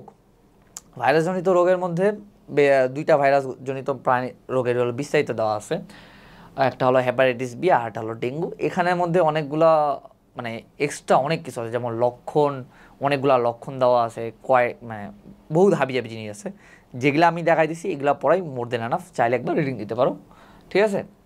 তো হেপাটাইটিস মানে আসলে জন্ডিস, আসলে আমরা এখানে জন্ডিস বলে না, বাট আমরা সাধারণত জন্ডিস যেটা বলি না ওটাকে বইয়ের ভাষায় বলে হেপাটাইটিস। তো অধিকাংশ হেপাটাইটিস রোগের কারণ হলো হেপাটাইটিস বি ভাইরাস। আর যেটা হলো হেপাটাইটিস সি বা HCV আছে, এটা হলো তোমার, এটাকে অপর নাম হলো তুষের আগুন বা নীরব ঘাতক। তুষের আগুন মানে কি জানো, তুষের আগুন না মানে আস্তে আস্তে তুষে যদি তুমি অনেকগুলো তুষে একসাথে করে ওখানে আগুন, ওটা আস্তে আস্তে জ্বলতে থাকবে, তুমি বুঝতে পারবে না যেটা জ্বলতেছে, বাট হঠাৎ করে দেখবে যে সব পুড়ে যাবে। সো এই HCV যেটা আছে এটা হলো তুষের আগুন বা নীরব ঘাতক। কেন? কারণ এটা যখন মানুষের হয় না, এটা তখন বোঝা যায় না, একদম লাস্ট স্টেজে যখন আর বাঁচার সম্ভাবনাই থাকে না তখন এটা লক্ষণ প্রকাশ করে। সো এই কারণে এটাকে বলা হয় নীরব ঘাতক। আরও এটার কয়েকটা ভাগ আছে, হলো HDV আবার HEV, এগুলো হলো এই ভাগ। আর এখানে কি খেয়াল রাখতে হবে, সংক্রমিত কিভাবে হয় খুবই ইম্পর্টেন্ট, যে বুকের দুধ পানের মাধ্যমে, আবার ইনজেকশনের সিরিঞ্জের মাধ্যমে, আবার কিসের মাধ্যমে হতে পারে, আবার হতে পারে হলো তোমার কি অনিরাপদ যৌন মিলনের মাধ্যমে। সো কিসের মাধ্যমে তোমার হেপাটাইটিস বি ভাইরাস সংক্রমিত হয়, এই সংক্রমণের হলো মাধ্যমগুলো আমরা খেয়াল রাখবো। এবার আসে এই ছকটা ভেরি ইম্পর্ট্যান্ট। এই ছকটা ইম্পর্টেন্ট, ঠিক আছে, বাট এখান থেকে না খুব কম জিনিসই পড়তে হবে, মানে স্পেসিফিক্যালি কয়েকটা জিনিস পড়তে হবে। এক হলো ভাইরাসের গ্রুপ, মানে এটার অপর নাম কি, যেমন HIV হলো অ্যান্টারো ভাইরাস, HBVর অপর নাম হেপাডিএনএ ভাইরাস, HCVর অপর নাম হলো ফ্ল্যাভি ভাইরাস, তারপর HDV হলো অসম্পূর্ণ ভাইরাস, আবার HEV, এগুলো যতগুলো অপর নাম আছে এই অপর নামের যে তোমার এটা কি বলে অপর নামের যে রোটা আছে এই রোটা খুব ভালোভাবে মুখস্থ রাখতে হবে। আর খেয়াল রাখতে হবে নিউক্লিক অ্যাসিড কোনটা আরএনএ কোনটা ডিএনএ। তুমি একটা জিনিসই দেখো, শুধুমাত্র এইচভিভিটাই অথবা হেপাটাইটিস বি ভাইরাস যেটা আছে এটাই শুধু ডিএনএ, বাকি সবগুলো আরএনএ। এটা খেয়াল থেকে গেল। আর একটা জিনিস খেয়াল রাখতে হবে, সেটা হলো সুপ্তিকাল। শুধুমাত্র এইচভিভি সুপ্তিকালটাই ইম্পর্টেন্ট, বাকি এইচভিভি আর হলো এইচসিভি এই দুইটা সুপ্তিকাল হলো ইম্পর্টেন্ট। আমরা তাহলে কী কী পড়বো? এক হলো ভাইরাসের গ্রুপের রোটা পড়বো। আর কি খেয়াল রাখতে হবে? শুধুমাত্র হেপাটাইটিস বি ভাইরাসটা হলো ডিএনএ ভাইরাস, বাকি সবগুলো হলো আরএনএ ভাইরাস। আর হলো সুপ্তিকালের মধ্যে আমরা কী কী পড়বো? হেপাটাইটিস বি আর হেপাটাইটিস সি, এই দুইটার হলো সুপ্তিকাল পড়বো। এবার রোগের লক্ষণ। রোগের লক্ষণ আসলে পড়ার দরকার নেই, আমরা এটা আসলে সাধারণতই জানি। মেইন লক্ষণটা কি? জন্ডিস হলে যে হাত পা চোখের যে সাদা অংশটা এটা হলুদ হয়ে যায়, অ্যান্ড হাত পায়ে একটা হলুদ ভাব আসে, আবার প্রসাবও অনেক হলুদ হয়ে যায়। সো লক্ষণ থেকে মেডিকেল ভর্তি করার প্রশ্ন আসে না, আসবেও না। সো লক্ষণ পড়ার দরকার নাই। কী কী পড়তে হবে? এক, যে হেপাটাইটিস বি হলে কী হয়? রক্তে বিলিরুবিন আর এসজিপিটি এর মাত্রা বৃদ্ধি ঘটে। আর কোন পরীক্ষার দ্বারা হেপাটাইটিস বি শনাক্ত করা হয়? সেটা হলো এইচবি সারফেস অ্যান্টিজেন পরীক্ষা। এই এইচবি সারফেস অ্যান্টিজেন পরীক্ষার মাধ্যমে তোমার হেপাটাইটিস বি নির্ণয় করা হয়। খুবই ইম্পর্ট্যান্ট এমসিকিউ বা ইনফো। তারপর নিয়ন্ত্রণ ও প্রতিকার। নিয়ন্ত্রণ আর প্রতিকার আসলে তোমার পড়া লাগবে না, এখানে আসলে ইম্পর্টেন্ট কোনো ইনফো নাই বা এমসিকিউ আসার মতন কোনো ইনফো নাই। তারপর হলো প্রতিরোধ। এটা ভ্যাকসিনের নামটা খেয়াল রাখতে হবে, যে হেপাটাইটিস বি বা জন্ডিস প্রতিরোধে যে ভ্যাকসিনটা সেটার নাম কি? সেটা হলো পেন্টাভ্যালেন্ট ভ্যাকসিন। এটা কয়টা ডোজ? 4টা ডোজ। 4টা। এটা হলো প্রথম 3টি ডোজ হলো পরপর, আর 4 নাম্বার যে ডোজটা আছে এটা হলো প্রথম ডোজটা থেকে 1 বছর পর। আচ্ছা, সো এইটা হলো আর কি খেয়াল রাখতে হবে, যে 5 বছর পর বুস্টার ডোজ দেওয়া হয়। কয় বছর পর কোন ডোজ দেওয়া হয় এগুলো আসলে একবার পড়লে মনে থাকে, বাট এগুলো আসলে ততটা ইম্পর্টেন্ট না। বাট মোস্ট ইম্পর্টেন্ট কি, যে কোন ভ্যাকসিনটার নাম, সেটা কি? Pentavalent vaccine.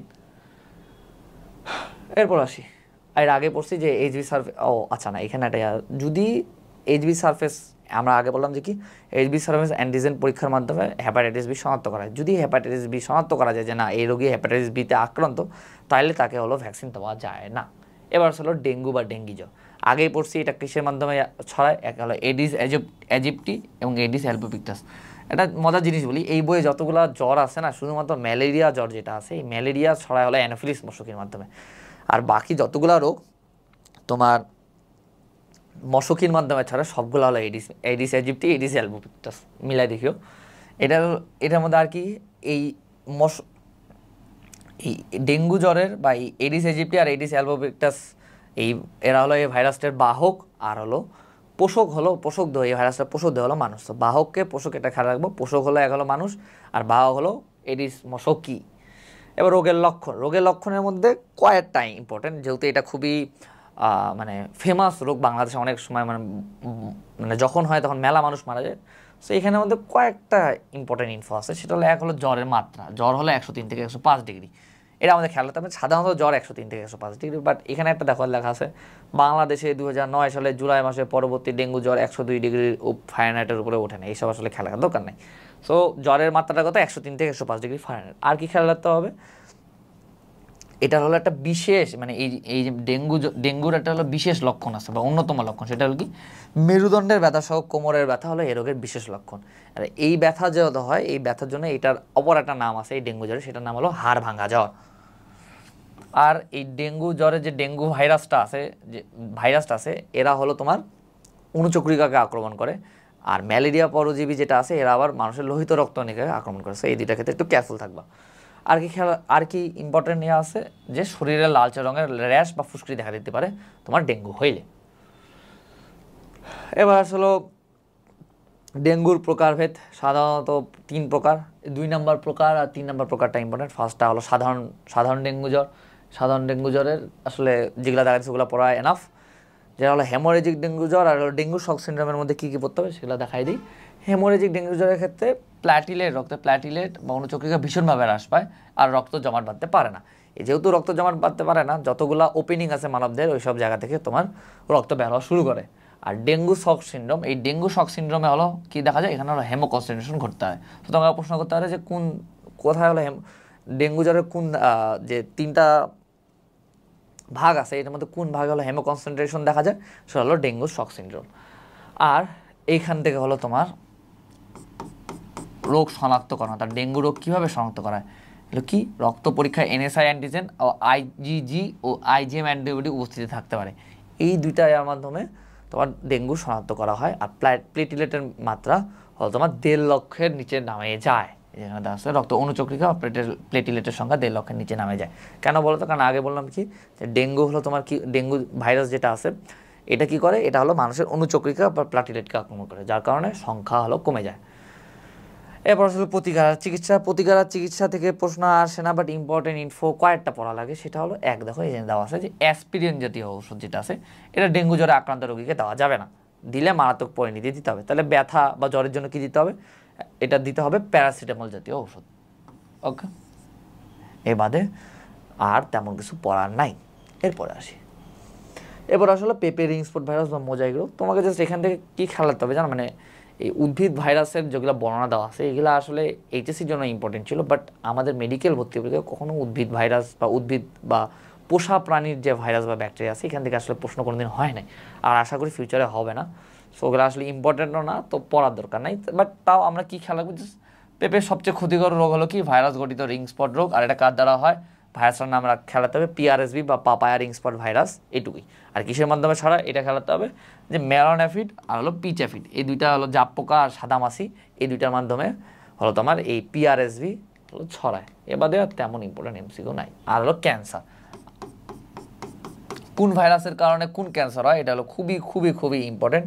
সো এই চকটা খুব ভালোভাবে আমরা খেয়াল রাখবো। যেমন লিভার ক্যান্সার, মানে যা যা আছে সব পড়তে হবে, অর্থাৎ এইটা হলো বাদ দেওয়া যাবে না। আর সংখ্যাভিত্তিক তথ্য একটা খেয়াল রাখতে হবে যে 15% ক্যান্সার হয়ে থাকে হলো তোমার ভাইরাসের কারণে, আর বাকি 85% যেটা হয় এটা হলো জেনেটিক মিউটেশনের কারণে। ঠিক আছে, সো এই ভাইরাস আর এই চ্যাপ্টারটাতে একটা সবথেকে কষ্টের ব্যাপার হলো এখানে যতগুলো উদাহরণ আছে, মানে আল্লাহর ওয়াস্তায় এতগুলো উদাহরণ মানে অন্য কোনো চ্যাপ্টারে নাই। আর এই সব থেকে অন্যান্য জায়গায় যেমন ধরো যে শৈবাল ছত্রাকে অনেক উদাহরণ আছে, বাট উদাহরণ থেকে প্রশ্ন হয় না শৈবাল ছত্রাকে প্রশ্ন হয় সংজ্ঞা থেকে, ছক থেকে, বৈশিষ্ট্য থেকে। কিন্তু এইখানে না এই চ্যাপ্টার থেকে সবগুলো উদাহরণই ইম্পর্টেন্ট, অ্যান্ড সবগুলো উদাহরণ থেকে প্রশ্ন আসে। সো আমরা একবার পড়তে কষ্ট হবে, বাট 2-3বার যখন পড়বা না, তুমি তো আর একবার পরে মেডিকেল ভর্তি পরীক্ষা দিতে যাবা না, তুমি তো অনেকবার এর আগে পড়ছো, এই কলেজের পরীক্ষা দিছো, বাসা স্যারের পরীক্ষা দিছো, এইচএসসি দিছো। এখন আমি একবার পড়াচ্ছি, তুমি অনেকবার পরীক্ষা দিবা, বাসায় দেখবা যে তোমার এমনি এমনি মুখস্থ হয়ে যাবে। সো ভয় পাওয়ার কিছু নাই। এবার আসলে ব্যাকটেরিয়ার ক্ষেত্রেও এখানে মেলাগুলা বিজ্ঞানীর নাম দেওয়া আছে, মেলা সাল দেওয়া আছে, এইসব কিচ্ছু করতে হবে না। দুইটা বিজ্ঞানীর নাম আমরা খেয়াল রাখবো। এক হলো অ্যান্টনি ভ্যান লুয়েনহুক। এই অ্যান্টনি ভ্যান লুয়েনহুক হলো ব্যাকটেরিওলজি ও প্রোটোজোলজির জনক বলা হয়। সো ব্যাকটেরিওলজি ও প্রোটোজোলজির জনক হলো অ্যান্টনি ভ্যান লুয়েনহুক। আর এই যে লুই পাস্তুর, এই লুই পাস্তুরের ক্ষেত্রে কী খেয়াল রাখতে হবে? এক হলো ব্যাকটেরিয়া তত্ত্বকে প্রতিষ্ঠিত করে, আর ব্যাকটেরিয়া তত্ত্বের ইংলিশ নামটা খেয়াল রাখতে হবে, এটা কি? জার্ম থিওরি অফ ডিজিজ প্রতিষ্ঠা করেন। তো তোমাকে প্রশ্ন করতে পারে জার্ম থিওরি অফ ডিজিজ কে প্রতিষ্ঠা করে? সে কে? লুই পাস্তুর। আর এই জন্যই তাকে আধুনিক ব্যাকটেরিওলজির জনক বলা হয়, আধুনিক। সো ব্যাকটেরিওলজির জনক হলো অ্যান্টনি ভ্যান লুয়েনহুক, আর আধুনিক ব্যাকটেরিওলজির জনক হলো লুই পাস্তুর। সো এই দুইটা ক্ষেত্রে আমরা একটু কেয়ারফুল থাকবো। আর বাকি যা যা আছে এখানে আসলে ইম্পর্টেন্ট ইনফো নাই। এখানে বৈশিষ্ট্যের মধ্যে একটা জিনিসে দেওয়া আছে, এদের দেহে কোনো কোষীয় অঙ্গ নেই, শুধু রাইবোজোম বাদে, শুধু রাইবোজোম থাকে, আর কিছু থাকে না। এবার আসছে হলো এটা আসলে সিলেবাসের বাইরে আর কি ব্যাকটেরিয়া নিয়ে লিখছে, বাট তাও যেহেতু বইয়ের মধ্যে আছে না, সাররা তো আর অত ভিতরে পড়ে না যে এটা সিলেবাসের অন্তর্ভুক্ত বা অন্তর্ভুক্ত না, খুব ছোট্ট করে লিখে দেওয়া থাকে। সো আমরা হলো এই যে এই দুইটা প্যারা, এই যে আর কি ব্যাকটেরিয়ার বৈশিষ্ট্য আর হলো কতগুলো সংজ্ঞা দেওয়া আছে, এই সংজ্ঞাগুলো পড়াই এনাফ। আর ভিতরে উপরে যা যা আছে এইসব আসলে পড়তে হবে না। মানে পুরা ছকটার মধ্যে আমরা জাস্ট বৈশিষ্ট্যগুলো পড়বো, তো পার থেকে যে ছকটা আছে আর কি ব্যাকটেরিয়ার পার্থক্য, আর হলো এই আর্কি ব্যাকটেরিয়া কী, মেথানোপাইরাস কী করে, কত ডিগ্রি সেলসিয়াস তাপমাত্রায় বাঁচে, আর কিছু সংজ্ঞা কী, হ্যালোফাইলস কী, তারপর থার্মোফাইলস কী, মেথানোজেনেটার্স কী, এইসব সংজ্ঞা পড়লেই হবে। তাহলে এইটুকু পড়বো আমরা। এবার আসলে ব্যাকটেরিয়ার সাধারণ বৈশিষ্ট্য খুবই খুবই ইম্পর্টেন্ট। আমাদের বেলা মেডিকেল ভর্তি পরীক্ষায় ব্যাকটেরিয়ার সাধারণ বৈশিষ্ট্য থেকে একটা প্রশ্ন আসছিল। সো কোনো বৈশিষ্ট্য আমরা যেমন আগেই বারবার বলি, সেটা হলো বৈশিষ্ট্য সবসময় ইম্পর্টেন্ট। সো এই বৈশিষ্ট্যগুলো আমরা সব খুব ভালোভাবে মুখস্থ করে ফেলবো। ঠিক আছে, এবারে আর তেমন কিছু পড়ার নাই, এখানেও নেই। এবার আসলে হলো ব্যাকটেরিয়ার শ্রেণীবিভাগ। এখন আমি বলি আকার আকৃতিগত ব্যাকটেরিয়া বা ভাইরাসের আকার আকৃতিগত তোমার যে শ্রেণীবিভাগটা আছে এটা একটু ইম্পর্টেন্ট হইলো। এই ব্যাকটেরিয়ার আকার আকৃতি ঘটিত যে শ্রেণীবিভাগ আছে এগুলো আসলে নামের সাথে হলো তোমার মানে বিভাজনের নামের সাথে হলো তোমার ব্যাকটেরিয়া নামের মিল থাকে, ইজিলি মুখস্থ করে, এগুলো আসলে ততটা ইম্পর্টেন্ট না। তো আকৃতিগত শ্রেণীবিভাগের মধ্যে দেখো যেমন ধরো যে মাইক্রোকক্কাস বা মনোকক্কাস, নামের মধ্যেই আছে মাইক্রোকক্কাস, সো এটাকে আলাদাভাবে মুখস্থ করতে হবে না। ডিপ্লোকক্কাসের ক্ষেত্রেও সেম, টেট্রাকক্কাসের ক্ষেত্রে দেখো এখানে টেট্রাজেনা আছে। আবার স্ট্রেপ্টোকক্কাসের ক্ষেত্রে ওই সামনে স্ট্রেপ্টোকক্কাস আছে, দেখো স্টেফাইলোকক্কাসের ক্ষেত্রে সামনে স্টেফাইলোকক্কাস আছে, ইজিলি খেয়াল রাখা যায়। ব্যাসিলাসের ক্ষেত্রেও যেগুলো আছে এগুলো আসলে আলাদা, এগুলোর সাথে নামের সাথে হলো তোমার বিভাজনের নামের মিল নাই, অর্থাৎ যেগুলা যেমন মনোব্যাসিলাসের উদাহরণ হলো ব্যাসিলাস অ্যালবাস ইকোলাই, আবার ডিপ্লোব্যাসিলাসের উদাহরণ মর্সালা অ্যাগোনেরা। বাট এখানে একটা আসার কথা বলি, এখান থেকে আসলে আকৃতিগত শ্রেণীবিভাগ থেকে প্রশ্ন আসার সম্ভাবনা কম, আসে না, বিগত বছরের প্রশ্ন আসে নাই। সো আমরা আকৃতিগত শ্রেণীবিভাগের যতগুলো উদাহরণ আছে সবগুলো পড়ে নিব পূর্ণাঙ্গ প্রস্তুতির জন্য। আচ্ছা, যা যা আছে এখানে, যা যা আছে সবগুলো পড়ে নিব। এবার আসলে রঞ্জকের শ্রেণীবিভাগ। এখন সব থেকে মজার কথা যেটা আমি বললাম না যে আকৃতিগত শ্রেণীবিভাগটা লাগে না, মানে মেডিকেল ভর্তি প্রশ্ন আসে না, এটা সিলেবাসের অন্তর্ভুক্ত। কিন্তু সিলেবাসের অন্তর্ভুক্তর বাইরে হলো দুইটা টপিক আছে, এটা একটু সামনে দেখাচ্ছি। এই দুইটা টপিক হলো সিলেবাসের অন্তর্ভুক্ত নয়, সিলেবাসের বাইরে। এগুলো আসলে আমাদের মানে সিলেবাস অন্তর্ভুক্ত না, তার মানে পড়া তো লাগতো না।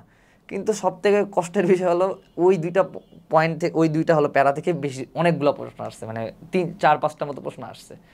সো এই রঞ্জকের শ্রেণীবিভাগ আর হলো ফ্লাজেলা ভিত্তিক শ্রেণীবিভাগ, এই দুইটা সিলেবাসের অন্তর্ভুক্ত না, বাট স্যাট পার্ট এখান থেকে প্রশ্ন হয়, সো আমাদের পড়তে হবে। এটা কিন্তু করা যাবে না, আমার কথা বিশেষ না হলে কোশ্চেন ব্যাংক খুলে দেবো, এখান থেকে কিন্তু বেশ কয়েকবার প্রশ্ন আসছে, যে রঞ্জকের শ্রেণীবিভাগ থেকে বেশ কয়েকবার প্রশ্ন আসছে। সো গ্রাম পজিটিভ ব্যাকটেরিয়া কি, গ্রাম নেগেটিভ ব্যাকটেরিয়া কি? এক হলো গ্রাম পজিটিভ ব্যাকটেরিয়ার রং ধরে রাখতে পারে, গ্রাম নেগেটিভ ব্যাকটেরিয়ার রং ধরে রাখতে পারে না, এইটুকু খেয়াল রাখলেই হয়। আর হলো এমসিকিউ আসার মতন কী কী খেয়াল রাখতে হবে? খেয়াল রাখতে হবে যে পেনিসিলিন বা পেনিসিলিন জাতীয় অ্যান্টিবায়োটিক, পেনিসিলিন তো একটা অ্যান্টিবায়োটিক, এটা কার উপর কাজ করে? এটা কাজ করে হলো গ্রাম পজিটিভ ব্যাকটেরিয়ার ক্ষেত্রে, পিতে পজিটিভ, পিতে পেনিসিলিন। আর টেট্রাসাইক্লিন আর স্ট্রেপ্টোমাইসিন যে অ্যান্টিবায়োটিক আছে, এটা কাজ করা হলো গ্রাম নেগেটিভের ক্ষেত্রে। সো এইটুকু খেয়াল রাখতে হবে। আর হলো এই দুইটা খুবই খুবই ইম্পর্টেন্ট, খুবই গুরুত্বপূর্ণ, যে গ্রাম পজিটিভ ব্যাকটেরিয়া উদাহরণ, গ্রাম নেগেটিভ ব্যাকটেরিয়া উদাহরণ। এখানে আমি যেভাবে মুখস্থ রাখছিলাম একটু মানে বুদ্ধিমানের কাজ হলো কি, আমি করছিলাম কি জানো, গ্রাম পজিটিভ ব্যাকটেরিয়াগুলো খালি খেয়াল রাখছিলাম, আর একটা খুব সহজ টেকনিকে খেয়াল রাখছিলাম। দেখো, আচ্ছা আমরা একবার পড়া দিই। গ্রাম পজিটিভ ব্যাকটেরিয়া উদাহরণ কি? ল্যাকটিক অ্যাসিড, ক্লস্ট্রিডিয়াম, তারপর স্ট্রেপ্টোকক্কাস, স্টেফাইলোকক্কাস, অ্যাক্টিনোব্যাকটেরিয়া, এগুলো সবগুলো হলো গ্রাম পজিটিভ। গ্রাম নেগেটিভে দেখো entero, cyano, shigella, salmonella, rhizobium, vibrio আর ইকোলাই, ভিব্রিও কলার আর ইকোলাই। সো এখানে একটা জিনিস দেখো, যতগুলো গ্রাম পজিটিভ ব্যাকটেরিয়া আছে না, সবগুলো নামের মধ্যে ক আছে, মানে ব্যাকটেরিয়ার না, যেমন ধরো যে lactic acid, clostridium, streptococcus, staphylococcus, actino, এই যতগুলা নাম আছে এই সবগুলো নামের মাঝে ক আছে। আমি খেয়াল রাখছিলাম যার নামের মধ্যে ক আছে সে হলো পজিটিভ, ক একদম শুরুর দিকের লেটার, একদম শুরুর দিকের লেটার, সো এ হলো পজিটিভ। সো যার নামে ক আছে সে হলো পজিটিভ। জাস্ট ব্যতিক্রম কি? ব্যতিক্রম হলো দুইটা, এক হলো ভিব্রিও কলেরা আর ইকোলাই, আর একটা আছে যেটা হলো ব্যাসিলাস সাবটিলিস, এটা হলো এই ভিতরে আছে, দেখাই দিই আমি এখানে, এই কোথায় গেল, এই ব্যাসিলাস সাবটিলিস। এই ব্যাসিলাস সাবটিলিস হলো তোমার গ্রাম পজিটিভ ব্যাকটেরিয়া। সো এখানে খেয়াল রাখবা যে সাবটিলিস, এখানে আমি লিখে দিই ব্যাসিলাস সাবটিলিস, এই ব্যাসিলাস সাবটিলিস হলো তোমার গ্রাম পজিটিভ। সো আমি কি বললাম, দেখবা যে যার নামে ক আছে সে হলো পজিটিভ ব্যাকটেরিয়া। ব্যতিক্রম কি? ব্যতিক্রম হলো ভিব্রিও কলেরা আর ইকোলাই, এই দুইটা নামের মধ্যে ক থাকলেও এই দুইটা হলো তোমার গ্রাম পজিটিভ ব্যাকটেরিয়া না। আর একটা ব্যতিক্রম কি? ব্যাসিলাস সাবটিলিস, এ হলো গ্রাম পজিটিভ ব্যাকটেরিয়া। এখন তোমার প্রশ্ন করতে পারে ভাইয়া আর কি গ্রাম পজিটিভ আর কি গ্রাম নেগেটিভ ব্যাকটেরিয়া নাই? আছে, বাট স্যাররা কখনোই, তুমি মেডিকেল ভর্তি করার প্রশ্ন দেখিও, আমাদের বেলারই প্রশ্ন দেখো, স্যারদের কি জ্ঞানের সীমা অসীম না? বলে গেলে ওদের তো জ্ঞানের অনেক বেশি। সো ওরা চাইলে নিজে নিজে বৈশিষ্ট্য বা নিজে নিজে উদাহরণ মানতে পারে না, পারে তো, খেয়াল আছে তো, অনেক কিছু জানে ওরা, কিন্তু তা ওরা কোয়েশ্চেন করে না। ওরা বইয়ের মধ্যে যে উদাহরণ আছে ও বইয়ের উদাহরণগুলোর বাইরে থেকে কোনো উদাহরণ দিবে না। সো এখান থেকে এভাবে খেয়াল রাখবা, আমি যেভাবে বললাম এভাবে খেয়াল রাখার মধ্যে এনাফ। আর একটা হলো কি, হার্বাল অ্যান্টিবায়োটিক কোনটা? আগাছার কি? পলিগোনাম ল্যাপিডিফোলিয়াম, এটা খেয়াল রাখলেই হবে। এবার আসলে হলো ফ্লাজেলা ভিত্তিক শ্রেণীবিভাগ। ফ্লাজেলা ভিত্তিক শ্রেণীবিভাগটাও সিলেবাসের অন্তর্ভুক্ত নয়, এটা দেখো এখানে পাশে লেখা আছে সিলেবাসের অন্তর্ভুক্ত নয়, কিন্তু এখান থেকেও মেডিকেল ভর্তি এখানে প্রশ্ন আসছে, এটা হলো স্যাডেস্ট পার্ট। সো ফ্লাজেলা ভিত্তিক শ্রেণীবিন্যাসের যতগুলো উদাহরণ আছে সবগুলো উদাহরণ আমরা খুব ভালোভাবে মুখস্থ করে ফেলবো। বাট এই দুইটার মধ্যে বেশি ইম্পর্টেন্ট কোনটা জানো? গ্রাম পজিটিভ কোনটা গ্রাম পজিটিভ ব্যাকটেরিয়া, নিচের কোনটা গ্রাম নেগেটিভ ব্যাকটেরিয়া, এই উদাহরণগুলো খেয়াল রাখবো। আর পারলে আমার টেকনিকে খেয়াল রাখিও যদি ইচ্ছা হয়, আর না হলে নিচের টেকনিকে। তারপর হলো একটা আদর্শ ব্যাকটেরিয়ার গঠন। আদর্শ ব্যাকটেরিয়া গঠনের মধ্যে কোষ প্রাচীর যে প্যারাটা আছে না, খুবই গুরুত্বপূর্ণ। এখানে বাদ দেওয়ার মতন কিছু নাই। সো কোষ প্রাচীরের প্যারাটা সব কিছু আমরা বুঝতে রাখবো। প্রধান উপাদান কি, পেপটিডোগ্লাইকান, সাথে মুরামিক অ্যাসিড, টিকোইক অ্যাসিড থাকে, যা যা আছে আমরা সব পড়বো কোষ প্রাচীরে। ক্যাপসুলের মধ্যে আমাদের কয়েকটা জিনিস খেলাতে হবে। এক, ক্যাপসুল কি, কোষ প্রাচীরকে ঘিরে জটিল কার্বোহাইড্রেট যে স্তর থাকে, কিসের স্তর, জটিল কার্বোহাইড্রেট স্তর, একে বলে ক্যাপসুল। আর ক্যাপসুলের অপর নাম কি, একে স্লাইম স্তরও বলা হয়। আর ক্যাপসুলের কাজ কি, এটা হলো প্রতিকূল অবস্থা থেকে বাঁচায় আনতে হলো ব্যাকটেরিয়াকে সাহায্য করে। এবার আসলে ফ্ল্যাজেলা। ফ্ল্যাজেলার ক্ষেত্রে ইম্পর্টেন্ট কোনো ইনফো নাই, জাস্ট ফ্ল্যাজেলিন নামক প্রোটিন। পিলির ক্ষেত্রে পিলিন নামক প্রোটিন, তার নামের সাথে প্রোটিনের মিল আছে। ফ্ল্যাজেলিন নামক প্রোটিন দিয়ে ফ্ল্যাজেলা গঠিত, আর পিলিন নামক প্রোটিন দিয়ে পিলি গঠিত। ইম্পর্টেন্ট কি জানো, এই খুবই ইম্পর্টেন্ট ইনফো, এটা হচ্ছে পোষক দেহে। ব্যাকটেরিয়া তো পোষক দেহে সংযুক্ত হবে, তাই না, নাহলে রোগ কেমন করে হবে। পোষক কোষের সংযুক্তির জন্য কাজ করে হলো পিলি, নট ফ্ল্যাজেলা। সো খুবই ইম্পর্টেন্ট যে পোষক কোষের সাথে সংযুক্তিতে কাজ করে কে, পিলি। আচ্ছা, এবার আসলে প্লাজমা মেমব্রেন। প্লাজমা মেমব্রেন এই পয়েন্টটাও খুবই ইম্পর্টেন্ট, বেশ ইম্পর্টেন্ট ইনফো আছে। সেগুলো কী কী দেখো। এক হলো ব্যাকটেরিয়া প্লাজমা মেমব্রেনে কোলেস্ট্রল থাকে না। আর ব্যাকটেরিয়া প্লাজমা মেমব্রেন হলো প্রাণীদের মাইটোকন্ড্রিয়ার মতো কাজ করে, কারণ এরা হলো বিভিন্ন ফসফোরাইলিটিক এনজাইম ধারণ করে। আর এই ফসফোরাইলিটিক এনজাইম হলো ব্যাকটেরিয়া হলো তোমার বাঁচে থাকতে সাহায্য করে। আর কি দেওয়া আছে যে ব্যাকটেরিয়া প্লাজমা মেমব্রেন যেটা আছে, এক হলো আমি বললাম মাইটোকন্ড্রিয়ার মতন কাজ করে। আর প্লাস্টিকের ভিতরে যে থাইলাকয়েড থাকে, এই থাইলাকয়েডের মতো গঠন সৃষ্টি করতেও আবার হলো এই ব্যাকটেরিয়া ঘটিত ব্যাকটেরিয়া যে প্লাজমা মেমব্রেন আছে এটা সাহায্য করে। সো যেগুলো দেখাইছি এগুলো পড়লেই হয়ে যাবে। আর একটা ইম্পর্টেন্ট আছে যে মানুষের যে প্রাণীর যে হলো তোমার প্লাজমা মেমব্রেন আছে, এদের কোলেস্ট্রল থাকে, কিন্তু ব্যাকটেরিয়ার প্লাজমা মেমব্রেনে কোনো কোলেস্ট্রল থাকে না। এবার আসলে মেসোজোম। মেসোজোমের ক্ষেত্রে কী খেয়াল রাখতে হবে, মেসোজোম হলো কোষ বিভাজনে সাহায্য করে থাকে, এইটুকু পড়াই এনাফ। তারপর হলো সাইটোপ্লাজম। আমরা আগে থেকেই জানি যে ব্যাকটেরিয়ার দেহে কী থাকে, শুধুমাত্র হলো রাইবোজোম থেকে অঙ্গাণুর মধ্যে। সো এখানে দেওয়া আছে যে উল্লেখযোগ্য অঙ্গাণু হলো রাইবোজোম বা পলিরাইবোজোম, এইটুকু পড়াই এনাফ। আচ্ছা, ক্রোমোজোম। ক্রোমোজোমের ক্ষেত্রে কি, ব্যাকটেরিয়া প্রকৃতপক্ষে দ্বিসূত্রক ডিএনএ অণু থাকে, আর হলো কি এরা হলো বৃত্তাকার, এটা ইম্পর্টেন্ট। আমাদেরটা কি সর্পিলাকার না, ডাবল হেলিক্স সর্পিলাকার, আর কিন্তু ব্যাকটেরিয়াটা হলো তোমার বৃত্তাকার। আর এদের ডিএনএতে কোনো হিস্টোন প্রোটিন থাকে না, অর্থাৎ এরা হলো নগ্ন। এরপর আসলে প্লাজমিড, খুবই ইম্পর্টেন্ট। এই প্লাজমিড নিয়ে এখানে অল্প কথা লিখছি অবশ্য। আমরা যে উদ্ভিদ বিজ্ঞানের 11 নম্বর চ্যাপ্টারে যখন যাবো তখন দেখবো যে প্লাজমিড নিয়ে একদম বিস্তারিত বলা আছে। সো এখানে যেটুকু বলা আছে ওটুকু আমরা পড়ি। কি যে এরা হলো ক্ষুদ্র, ব্যাকটেরিয়ার তো ডিএনএ আছে, একটা বৃত্তাকার ডিএনএ থাকে, এ বাদে এক্সট্রা একটা ডিএনএ থাকে, সেটা ক্ষুদ্রাকার এবং প্রকৃত বৃত্তাকার। এই ডিএনএ এটাকে বলা হলো প্লাজমিড। প্লাজমিড হলো স্ববিভাজন ক্ষমতা সম্পন্ন, আর যেহেতু ক্ষুদ্রকার সেহেতু এটা অল্প জিন থাকে। আর এই প্লাজমিডকে হলো জিন প্রকৌশলে বা জেনেটিক ইঞ্জিনিয়ারিংয়ের ভেক্টর হিসেবে ব্যবহার করা হয়, এটুকুই। আর ফ্লাজেলা আর পিলির মধ্যে পার্থক্য আসলে ওটা একবার রিডিং দিলে হবে, এটা তেমন ইম্পর্টেন্ট না। এবার আসলে ব্যাকটেরিয়ার জনন। ব্যাকটেরিয়ার জননের মধ্যে কীভাবে জনন হয় হ্যান ত্যান হয়, এগুলো আসলে পড়া লাগবে না, তোমাকে রিডিংও দেওয়া লাগবে না। এখান থেকে জাস্ট কয়েকটা ইম্পর্টেন্ট ইনফো এগুলো পড়লেই হবে। এইচএসসিতে এখান থেকে সিকিউ আসছে, আমি নিজেই হলো এটা হলো সিকিউ লিখে আসছি গ নাম্বারে আমার এইচএসসি 23-এ বায়োলজি ফার্স্ট পেপারে। সো এখান থেকে কী বলবো, এক হলো ব্যাকটেরিয়ার প্রধান জনন পদ্ধতি। ব্যাকটেরিয়ার প্রধান জনন পদ্ধতি হলো দ্বিবিভাজন পদ্ধতি, এটা হলো ইম্পর্টেন্ট। আর অযৌনিক পদ্ধতি কি, কুড়ি তথা মুকুলোদ্গমের মাধ্যমে, এটা হলো অযৌন। আর ব্যাকটেরিয়ার প্রধান হলো কি জনন পদ্ধতি, সেটা কি, সেটার নামটা খেলা দ্বিবিভাজন পদ্ধতি। কীভাবে দ্বিবিভাজন হয় এটা খেয়াল রাখতে হবে না। তারপর মুকুলোদ্গম কি, অযৌন জনন কি, গনেডিয়া অ্যান্ডোস্পোর, এইসবের গনেডিয়া কি, অ্যান্ডোস্পোর কি হয় না হয় এইসব খেয়াল রাখতে হবে না। কী খেয়াল রাখতে হবে, এটা হলো কোন জাতীয় ব্যাকটেরিয়া। এটা হলো গনেডিয়ার ক্ষেত্রে লিকোথিস জাতীয় ব্যাকটেরিয়া। অ্যান্ডোস্পোর বা অন্তরেণু কার ক্ষেত্রে দেখা যায়, ব্যাসিলাস গোত্রের ব্যাকটেরিয়ার ক্ষেত্রে তোমার অ্যান্ডোস্পোর বা অন্তরেণু করতে দেখা যায়। এবার হলো কি আছে, বংশগতীয় বস্তু হলো স্থানান্তরের ভিত্তিতে কয়েকটা হলো ভাগ করছে, সেগুলো কিসের মাধ্যমে স্থানান্তরিত হয় এগুলো ব্যাখ্যা দিচ্ছে। এখানের মধ্যে কয়েকটা ইম্পর্টেন্ট ইনফো আছে, কয়েকটা লাইন, বাকি কি এক্সট্রা হাবিজাবি দেওয়া আছে, ইচ্ছা হলে পড়বা, আর ওখান থেকে এমসিকিউ আসবে না। একটা হলো কি ব্যাকটেরিয়ার বংশগতীয় বস্তু স্থানান্তরের একটা পদ্ধতি হলো কনজুগেশন বা নালীপথ।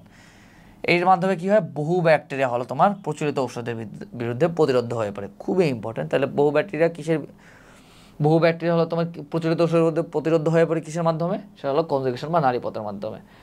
আর পরিবেশ থেকে অন্য ব্যাকটেরিয়ায় তোমার ডিএনএ গ্রহিতা কোষে প্রবেশ করতে পারে, এই প্রক্রিয়াটাকে বলা হলো ট্রান্সফরমেশন। আর ওখানেই যখন হলো ফাস্ট ভাইরাসের মাধ্যমে আর ওখানেই যখন হলো ওই সেম সংখ্যার মধ্যে যখন জাস্ট ফাস্ট ভাইরাসটা অ্যাড হয়ে যাবে, তখন ওটাকে বলা হলো ট্রান্সডাকশন। আচ্ছা সেম এইটুকু আর পড়লেই না, বাট এই তিনটার মধ্যে সব থেকে ইম্পর্টেন্ট হলো কনজুগেশন বা নালীপথের এই লাইনটা। আচ্ছা এবার আসলে ব্যাকটেরিয়ার উপকারিতা, এটা এই জাস্ট আমি দেখাই দিচ্ছিলাম না যে জাস্ট এই প্যারাটা থেকেই অনেকবার প্রশ্ন আসছে ব্যাকটেরিয়ার উপকারিতা অপকারিতা যা যা আছে, এই এখান থেকে হলো প্রায় 9টা 9টার মতো প্রশ্ন আসছিল। সো এই ব্যাকটেরিয়ার যে অর্থনীতিগত উপকারিতা অপকারিতা আছে এগুলো সবগুলো উদাহরণ আমাদের খেয়াল রাখতে হবে। বাট মোস্ট ইম্পর্টেন্টলি কি জানো, মোস্ট ইম্পর্টেন্ট হলো যেগুলো তোমার মানুষের সাথে সংযুক্ত, যেগুলো কোনগুলো আসবাবপত্র ক্ষয়ক্ষতি করে, কোনটার কারণে হলো তোমার গরুর খাবার তৈরিতে সাহায্য করে, কোনটা দই তৈরিতে ব্যবহার করে, এগুলো আসলে ইম্পর্টেন্ট বাট অতটা ইম্পর্টেন্ট। বাট সবথেকে ইম্পর্টেন্ট হলো মানুষের সাথে জড়িত, যেমন ঔষধ, রোগ অথবা মানুষের অন্ত্রে কোন ব্যাকটেরিয়া কী তৈরি করে, এগুলো ইম্পর্টেন্ট। সো আমি কয়েকটা যেমন দেখো, অ্যান্টিবায়োটিক ওষুধ তৈরিতে কী কী সাবটিলিন আর পলিমেক্সিন নামক যে অ্যান্টিবায়োটিক, এগুলো তৈরি করা হয় ব্যাকটেরিয়া থেকে। কী কী ব্যাকটেরিয়া আছে নামের সাথে ওই মানে অ্যান্টিবায়োটিকের নামের সাথে ব্যাকটেরিয়া নামের মিল আছে। সাবটিলিন থেকে ব্যাসিলাস সাবটিলিস, পলিমেক্সিন থেকে ব্যাসিলাস পলিমিক্সা। তারপর প্রতিষেধক টিকা তৈরিতে এটাও। আর এই প্রতিষেধক টিকার ক্ষেত্রে না এই সাথে এগুলোও খেলাতে হবে, যে ডিপিটি ডিপথিরিয়া, হপিং কাশি আর ধনুষ্টঙ্কার, এটার ইংলিশ টার্মগুলো খেয়াল রাখতে হবে। হুপিং কাশিটা হলো বর্ডাটেলা পারটুসিস আর ধনুষ্টঙ্কার হলো টিটেনাস। সো এইগুলা হলো এই যতগুলো হলো তোমার মানুষের রিলেটেড আছে এগুলো হলো বেশি ইম্পর্টেন্ট। আচ্ছা তারপরে এরকম নাইট্রোজেন সংবন্ধনে কি, নাইট্রোজেন কোন কোন ব্যাকটেরিয়া, দেখো আমি জাস্ট উদাহরণগুলো দেখাইছি। তোমাকে প্রশ্ন করে এক হলো বলবে যে এটাতে কাজ করে, মানে এখান থেকে যদি মানে উপকারিতা অপকারিতা থেকে যদি প্রশ্ন আসে উদাহরণ থেকে প্রশ্ন আসবে, সংজ্ঞা আসলে আসে না, আর সংজ্ঞা তো তেমন নাইও। পতঙ্গনাশক হিসাবে, তারপর পশুখাদ্য বা সিলেজ তৈরিতে, দুগ্ধজাত শিল্পে, পাট শিল্পে কোনটা, চামড়া শিল্পে কোনটা, যা যা আছে সব পড়বো। আর একটা জিনিস বলে রাখি, তোমার এই ল্যাকটিক অ্যাসিড তৈরিতে কোন ব্যাকটেরিয়া ব্যবহার করা হয় আর অ্যাসিটন তৈরিতে কোন ব্যাকটেরিয়া ব্যবহার করা হয়, এই দুইটার নাম না অনেক কাছাকাছি। সো এই দুইটার নামের ক্ষেত্রে একটু কেয়ারফুল থাকে, ভালোভাবে খেয়াল রাখে মুছতে করবা।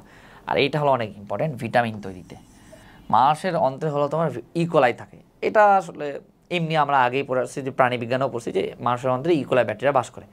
এখানে ইম্পর্টেন্ট হলো কি, যে ইকোলাই মানুষের অন্ত্রে কোন কোন উপাদান তৈরি করে, সেটা হলো কী কী, vitamin B, vitamin K, B2, folic acid আর বায়োটিন, এগুলো তৈরিতে সাহায্য করে কে, ইকোলাই ব্যাকটেরিয়া। তারপরে পয় নিষ্কাশনের তেল অপসারণ, এই যা যা আছে সবগুলো আমরা হলো পড়ে ফেলবো, মানে যতগুলো আছে সবগুলো। এবার আসলে ব্যাকটেরিয়ার অপকারিতা খুবই খুবই ইম্পর্টেন্ট। এখান থেকে যে কতবার প্রশ্ন আসছে, এক হলো ভাইরাস গঠিত রোগের নাম আর ভাইরাসের নাম খেয়াল রাখতে হয়, এটা তো আমরা আগে পড়ে আসছি না। এবার ব্যাকটেরিয়ার নামও পড়তে হবে আর ব্যাকটেরিয়া ঘটিত রোগের নামগুলো বুঝতে হবে, যে কোন ব্যাকটেরিয়াতে কোন রোগ হয়। এখানে যা যা আছে সবগুলো পড়তে হবে। আর এখানে দেখো আমরা না এগুলো সবগুলো মুখস্থ করি, যে ধনুষ্টঙ্কা হয় টিটানাস হয় ক্লস্ট্রিডিয়াম টিটানি দিয়ে, ডিপথেরিয়া হয় করেনা ব্যাকটেরিয়াম ডিপথেরি দিয়ে, নিউমোনিয়া হয় ডিপ্লোককাস নিউমোনি দিয়ে। তো এই আমরা এগুলা পড়তে যাই না, এই লাস্টের একটা লাইন ভুল করে যাচ্ছে, অ্যানথ্রাক্স, মেনিনজাইটিস, ল্যাপ্রোসি আর হলো আনডিউলেটেড ফিভার, এই চারটা হলো ব্যাকটেরিয়া ঘটিত রোগ। সো ব্যাকটেরিয়া ঘটিত রোগের মধ্যে এই লাইনটা কিন্তু মিস দেওয়া যাবে না। সো আমরা ব্যাকটেরিয়া ঘটিত রোগের নাম আর কোন ব্যাকটেরিয়ার দ্বারা হয় এইসব খেয়াল রাখবো। এবার আসলে যৌনবাহিত রোগ বা এসটিডি বা সেক্সুয়ালি ট্রান্সমিটেড ডিজিজ দুইটা আছে এখানে, এক হলো গনোরিয়া আর সিফিলিস। গনোরিয়া আর সিফিলিস দুইটা হলো এসটিডি অর্থাৎ সেক্সুয়ালি ট্রান্সমিটেড ডিজিজ। এখানটা কী খেয়াল রাখবো, কোন ব্যাকটেরিয়া দেওয়া হয়। গনোরিয়া হয়, নাম হলো গনোরিয়া, ব্যাকটেরিয়া নামের মধ্যেও গনোরিয়া আছে, নিসেরিয়া গনোরিয়া। বাট সিফিলিসটা একটু ব্যতিক্রম, মানে তার এর নামের সাথে হলো ব্যাকটেরিয়া নামের মিল নাই, সেটা ট্রিপোনেমা পালিডাম দেওয়া হয় হলো সিফিলিস। আর কি হয় মানে গনোরিয়া হলে কী হয়, সিফিলিস হলে কী হয়, এটাও এখানে দেওয়া আছে। দেখো আমি পুরো প্যারাটা যেহেতু দেখাচ্ছি পড়ে ফেলবা, বাট ব্যাকটেরিয়ার নামগুলো হলো বেশি গুরুত্বপূর্ণ। এবার অন্যান্য প্রাণীর রোগ সৃষ্টিতে, উদ্ভিদের রোগ সৃষ্টিতে এগুলা আসলে লাগে না, মানে আসলে আমি তো 3টা কোচিংয়ের পরীক্ষা দিয়েছি, আমি কোচিংয়ের পরীক্ষাতেও তো পাই নাই, মেডিকেল প্রশ্ন ব্যাংকও পাই নাই, আমি মানে মেডিকেল ভর্তি পরীক্ষা দিয়েছি ওখানেও পাই নাই। সো প্রাণী রোগ সৃষ্টিতে আর উদ্ভিদের রোগ সৃষ্টিতে কোন কোন ব্যাকটেরিয়া কাজ করে এগুলো চাইলে পড়তে পারো, ইচ্ছা হলে পড়তে পারো, না চাইলে না পড়লেও সমস্যা নাই। আরে ভাই কই গেল। তারপর ওই উপকারিতার মধ্যে হলো খাদ্যদ্রব্যের পচন ও বিষাক্ত কারণে কী কী হয়, এটা হলো ইম্পর্টেন্ট, যে ক্লস্ট্রিডিয়াম বোটুলিনামের কারণে বোটুলিজম হয়, এটা হলো মানুষের রিলেটেড। আর পানি দূষণে কলিফর্ম। তারপর নিত্য ব্যবহার্য, এখানে যা যা আছে যতগুলো উদাহরণ আমি দেখাই দিছি সবগুলো তোমাকে উপকারিতা সবগুলো পড়ে ফেলতে হবে। মোস্ট ইম্পর্টেন্টলি ভাইরাসের অপকারিতা, যে ব্যাকটেরিয়ার যে অপকারিতা, যে ব্যাকটেরিয়া ঘটিত রোগ আর ব্যাকটেরিয়া রোগের নাম সবগুলো আমরা খেয়াল রাখবো। এবার ভাইরাস ও ব্যাকটেরিয়ার মধ্যে পার্থক্য ছক, এটা হলো বেশি ইম্পর্টেন্ট। আমরা যেহেতু আগেই হলো বৈশিষ্ট্যগুলো পড়ে আসছি, যদি পড়ে আসি ভালোভাবে এটাতে আসলে তেমন প্যারা হবে না, একবার এগুলি পারবা। এবার ব্যাকটেরিয়া জনিত উদ্ভিদের রোগের আদেশে উদ্ভিদের রোগের বিস্তারিত, এখান থেকে জাস্ট আমাদের ব্যাকটেরিয়াটার নাম খেয়াল রাখতে হবে যে ধান গাছের ব্লাইট যে রোগ হয়, ধান গাছের ব্লাইট রোগ কোন ব্যাকটেরিয়া দেওয়া হয়, জ্যান্থোনোমাস ওরাইজিডিয়া। এছাড়া তেমন কিছু খেয়াল রাখতে হবে না, ইচ্ছা হলে পড়তে পারো। এবার হলো মানুষ ঘটিত ব্যাকটেরিয়া ঘটিত মানুষের রোগ, সেটা হলো কলেরা নিয়ে হলো বিস্তারিত দিচ্ছে। এখানে থেকে কী কী পড়বো? এক হলো কলেরা হয় ভিব্রিও কলেরা নামক ব্যাকটেরিয়ার দ্বারা। আর কি হয়, এই কলেরা রোগের জীবাণু হলো দেহের কোথায় আক্রমণ করে, দেহের ক্ষুদ্রান্তে, কোথায় ক্ষুদ্রান্তের তোমার মিউকাসের সাথে লাগে যায় এই কয়া, আর কি ক্ষরণ করে, কলেরাজেন নামক টক্সিন মিশ্রিত করে। আর এই কলেরাজেন কি, এটা হলো একটা অ্যান্টারোটক্সিন। আর হলো কি যে বিভিন্ন কলেরার মধ্যে কোন কলেরা সব থেকে মারাত্মক, সেটা হলো এশিয়াটিক কলেরা। আর লক্ষণ পড়া লাগে না, বাট প্রধান লক্ষণগুলো সবগুলোই লাগে। যেমন ডেঙ্গুর ক্ষেত্রেও হলো অন্যতম লক্ষণ বা বিশেষ লক্ষণ ছিল মেরুদণ্ডের ব্যথা সহ হাড়ের ব্যথা, এই জন্য হাড় ভাঙা জ্বর বলে। তখন কলেরারও প্রধান লক্ষণটা খেলাতে হবে যে প্রবল উদরাময় বা ডায়রিয়া। এই প্রবল উদরাময় বা ডায়রিয়া হলো তোমার কলেরা রোগের প্রধান লক্ষণ। প্রতিকারের মধ্যে কী খেলাতে হবে? প্রতিকারে হলো কলেরা হলে কী খাইতে হবে? খাওয়ার স্যালাইন বা ওআরএস খাইতে হবে। আর হলো কী খাইতে হবে? ডাবের পানি আর শিরার মাধ্যমে আইভি ফ্লুইড দিতে হবে, এইটুকুই। এবার আসলে ম্যালেরিয়া পরজীবী। ম্যালেরিয়া পরজীবীর ক্ষেত্রে আমরা যদি দেখি, বিগত 5-6 বছর ধরে ম্যালেরিয়া পরজীবীতে 2বার প্রশ্নে আসছে। অ্যান্ড 2টা প্রশ্নই না 6 বছরে, লাস্ট 6 বছরে ম্যালেরিয়া পরজীবী থেকে প্রশ্ন আসছে 2টা। অ্যান্ড 2টা প্রশ্নই আসছিল এই ম্যালেরিয়া পরজীবীর যেগুলা কোন করে, যে plasmodium vivax, plasmodium falciparum, plasmodium ovale, plasmodium malariae, এগুলো সুপ্ত অবস্থা থেকে, এগুলো সুপ্তাবস্থা। এখানে এই ছকে হলো সুপ্তাবস্থা দেওয়া না, এটা একটু পিছনের দিকে সুপ্তাবস্থা পাবো, যে কোন কোন পরজীবীর সুপ্তাবস্থা কত আক্রমণ হবে, কতদিন সুপ্তাবস্থায় থাকে। এই সুপ্তাবস্থা থেকে 2বার প্রশ্ন আসছে। তো এই ছক মানে ওই যে একটা জিনিস ভাবা যায়, একটা হলো 2 লাইনের মধ্যে দেওয়া আছে। তো ওই ছোট্ট একটা জায়গা থেকেই লাস্ট 6 বছরে 2বার প্রশ্ন আসছে। তো আসছে এর আগেও মেডিকেল ভর্তি পরীক্ষায় ওখান থেকেই প্রশ্ন আসছিল। তো এই পুরা ম্যালেরিয়া পরজীবীর মধ্যে আমাদের সবথেকে ইম্পর্টেন্ট কি, যে প্লাজমোডিয়াম যে পরজীবীগুলো আছে, পরজীবীর সুপ্তাবস্থাগুলো সব থেকে ইম্পর্টেন্ট। জাস্ট 6 বছর নয়, এর আগেও এখান থেকে প্রশ্ন আসছে। আর এছাড়াও তাই বলে অধ্যায়টা স্কিপ করে যাব তা না, মানে এই প্যারাটা আসলে অনেক কঠিন, বাট তাও আমি যেগুলো দাগাই দিছি এগুলো পরে হলো মধ্যে এনাফ। এখন আসি, শুরু করি। এখন শ্রেণীতাত্ত্বিক অবস্থান তোমার পড়া লাগবে না, যদি খুব ইচ্ছা পড়তে পারো, বাট শ্রেণীতাত্ত্বিক অবস্থান থেকে কোনো প্রশ্ন আসেনি, আসবেও না। আসি এবার তাহলে, প্লাজমোডিয়াম ঘনত্ব প্রায় 60টি প্রজাতির মধ্যে 4টি প্রজাতি হলো মানবদেহে বিভিন্ন ধরনের ম্যালেরিয়া সৃষ্টি করে। তাহলে কয়টা হলো মানবদেহে সৃষ্টি করে? হলো 4টা। আর এটা হলো ইয়াদ আছে, পরজীবীগুলোর নাম দেওয়া আছে। পরজীবীর নামগুলোর মধ্যে এই যে ছকটা আছে, ছকটা খুবই গুরুত্বপূর্ণ। এই ছকটা হলো খুবই গুরুত্বপূর্ণ। এখানের মধ্যে না দেখো, বিস্তৃতিগুলো সবগুলোই গ্রীষ্মপ্রধান আর হলো নাতিশীতোষ্ণ। এই বিস্তৃতিটা তেমন ইম্পর্টেন্ট না, বা সব থেকে ইম্পর্টেন্ট কি জানো, এই পরজীবীর নাম আর অপর রোগের নাম। যে ম্যালেরিয়া কোন পরজীবীর দ্বারা হয়, বা মাইল্ড টার্সিয়ান ম্যালেরিয়া কোন পরজীবীর দ্বারা হয়। সো আমরা এই বিস্তৃতিটা একবারে মনে রাখা যায়, আর বাকি যেগুলো আছে জ্বরের প্রকৃতি, কতক্ষণ পরপর জ্বর আসে, এই জ্বরের প্রকৃতিগুলো খেলা যাবে। বাট মোস্ট ইম্পর্টেন্টলি রোগের নামটা ইম্পর্টেন্ট। এটা এইচএসসি বলো বা ভার্সিটি অ্যাডমিশন বলো অথবা মেডিকেল অ্যাডমিশন বলো, এই রোগের নামটা হলো ইম্পর্টেন্ট। এবার আসলে ম্যালেরিয়া কি, ম্যালেরিয়া না অপর নাম, ম্যালেরিয়া কে আবিষ্কার করছে, এইসব নিয়ে হাবিজাবি বহুত তথ্য লিখছে। বাট আমি যেগুলো দেখাচ্ছি সেগুলো পরে মধ্যে এনাফ, ইচ্ছা হলে রিডিং দিতে পারো বা মনে রাখতে পারো। তো ম্যালেরিয়া হয় হলো তোমার অ্যানোফিলিস মশকি। আমি বলছিলাম না, শুধুমাত্র ম্যালেরিয়া হয় অ্যানোফিলিস মশকি, আর এই বইয়া বাকি যতগুলো মশকি বাহিত রোগ আছে সবগুলো হয় এডিস দিয়ে। সো অ্যানোফিলিস মশকির মাধ্যমে ম্যালেরিয়া হলো তোমার বাহিত হয়। আর প্রতিটা রোগের প্রধান লক্ষণটা খেয়াল রাখতে হয়। প্রধান লক্ষণটা কি, নির্দিষ্ট সময় অন্তর অন্তর কাঁপুনি সহ জ্বর আসে, এটা হলো এর প্রধান লক্ষণ। আর হলো ম্যালেরিয়া আবিষ্কারের সংক্ষিপ্ত ইতিহাস। এখন ম্যালেরিয়া জ্বরের সংক্ষিপ্ত ইতিহাস এলো দেখো, চীন দেশে, ফ্রান্সে এই হয়েছে, ওই দেশে ওই হয়েছে, এইসব খেয়াল রাখতে হবে না তোমাকে। জাস্ট এখানে কিছু অপর নাম দেওয়া আছে, ম্যালেরিয়া জ্বরের অপর নামগুলো খেয়াল রাখতে হবে। অপর নামগুলি কী কী দেওয়া আছে?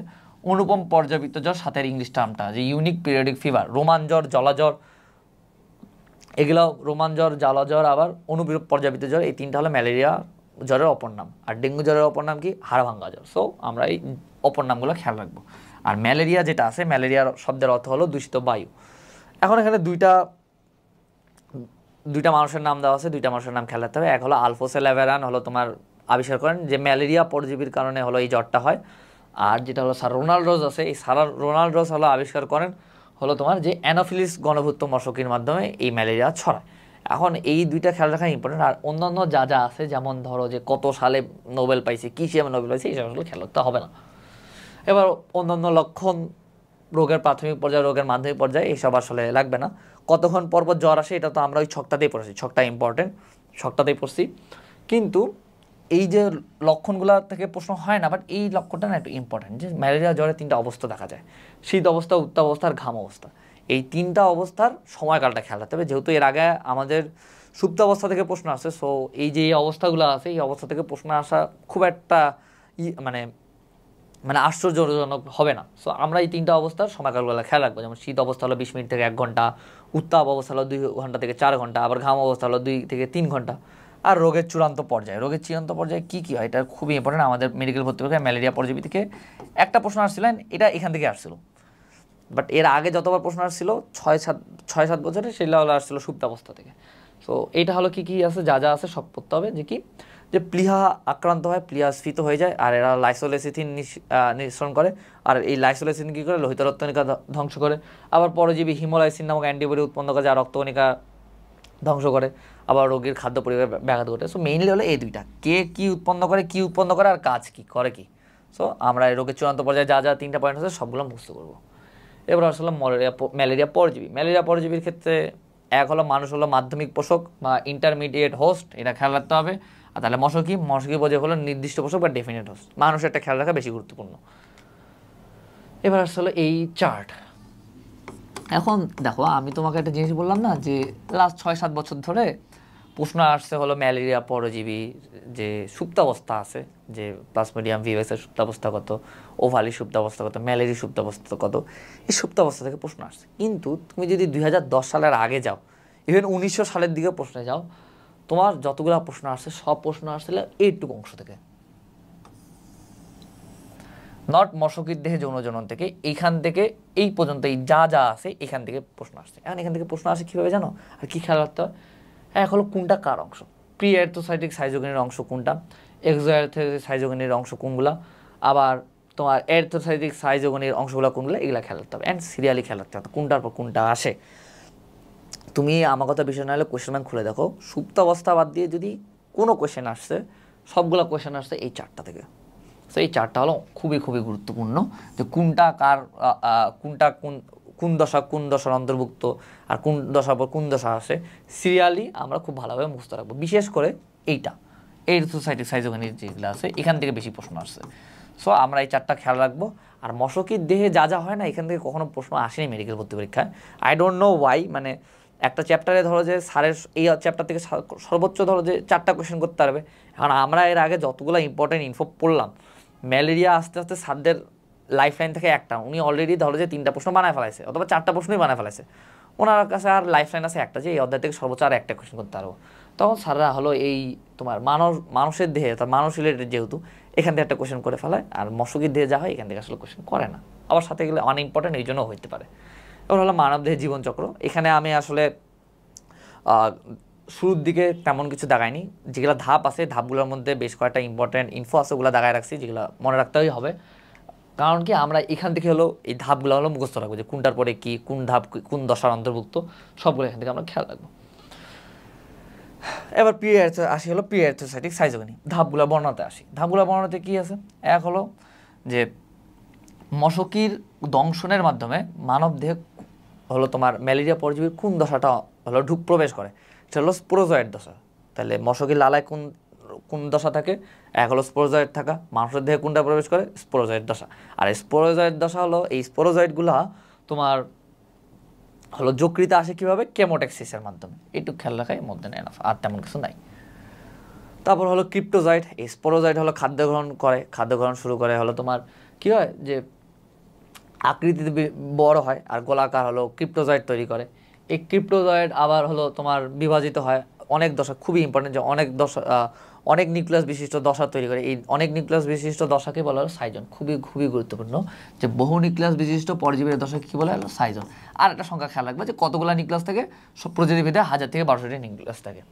আর এই সাইজনটার অভ্যন্তরে প্রতিটা নিউক্লিয়াসের পাশে আবার তোমার কিছু পরিমাণ সাইটোপ্লাজম জমা হয়, নতুন কিছু কোষ সৃষ্টি করে। এটাকে বলা হয় তোমার ক্রিপ্টোমেরোজয়েড। এই সংজ্ঞা, এই দশাগুলো শুরুর লাইনগুলো যেগুলো আছে, যে কীভাবে কী তৈরি হয়, এগুলো খেয়াল রাখা গুরুত্বপূর্ণ। সো আমরা এগুলো খেয়াল রাখবো। সো আর সাথে হলো কি কি যে স্পোরোজয়েড থেকে ক্রিপ্টোমেরোজয়েড পর্যন্ত এই যে দশাটা আছে এটাকে বলা হয় প্রি এরিথ্রোসাইটিক সাইজোগনি। যদিও এটা আমরা 4 থেকে পড়ছি, বাট তাও এখানে আমি একবার দেখাইছি, আর এখান থেকে আর তেমন কিছু পড়ার নাই।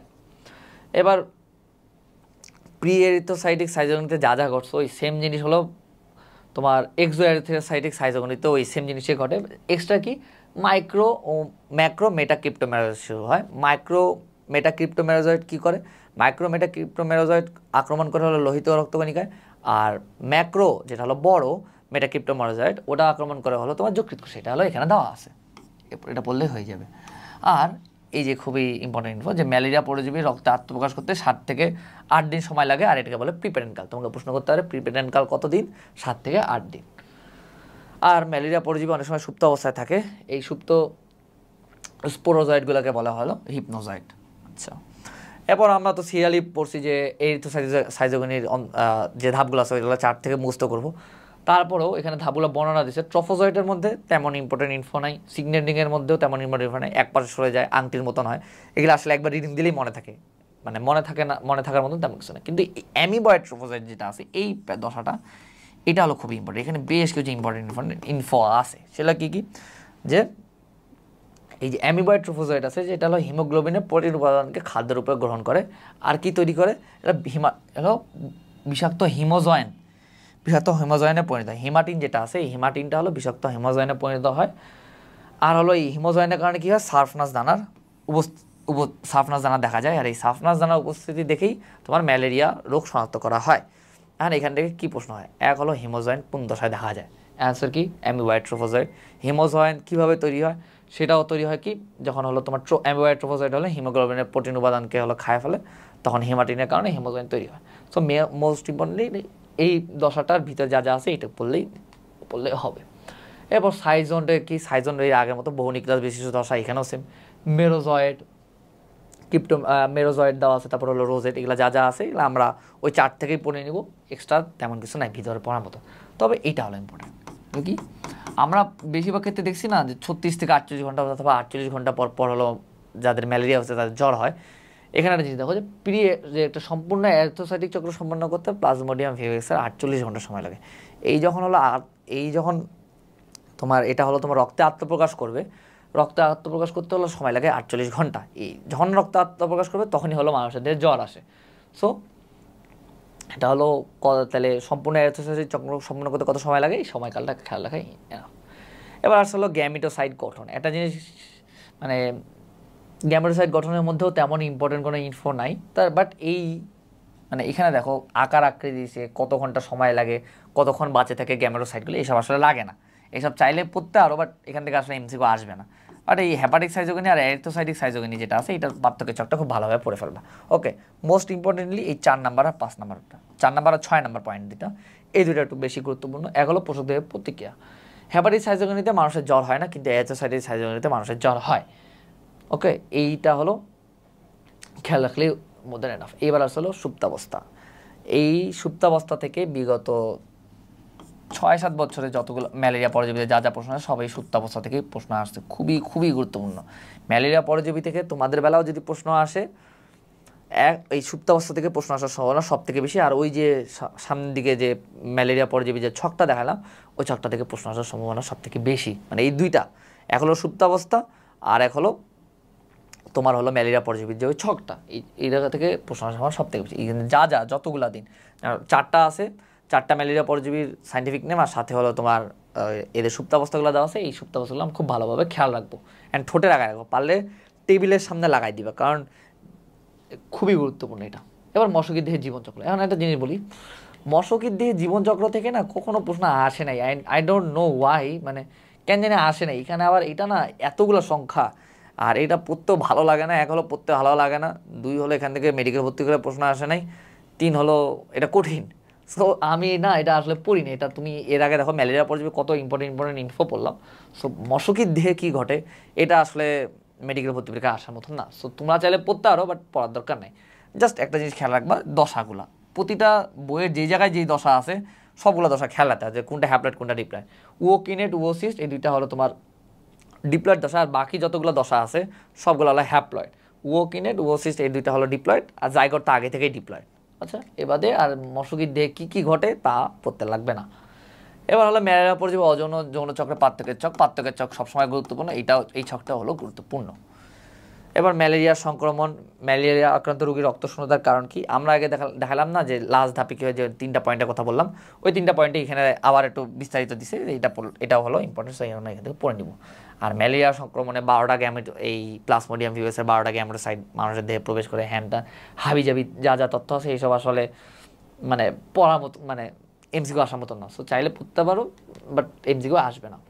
প্রতিকার প্রতিরোধ থেকে কখনোই প্রশ্ন আসেনি, এবারও আসবে না। প্রতিকার প্রতিরোধ মানে জাস্ট ঔষধের নামগুলো খেলতে হবে। এটাও কি, যে সিনকোনা গাছের বাকল হতে তৈরি যে কুইনাইন আছে, এই কুইনাইন হলো ম্যালেরিয়া নিরাময়ের মূল ঔষধ।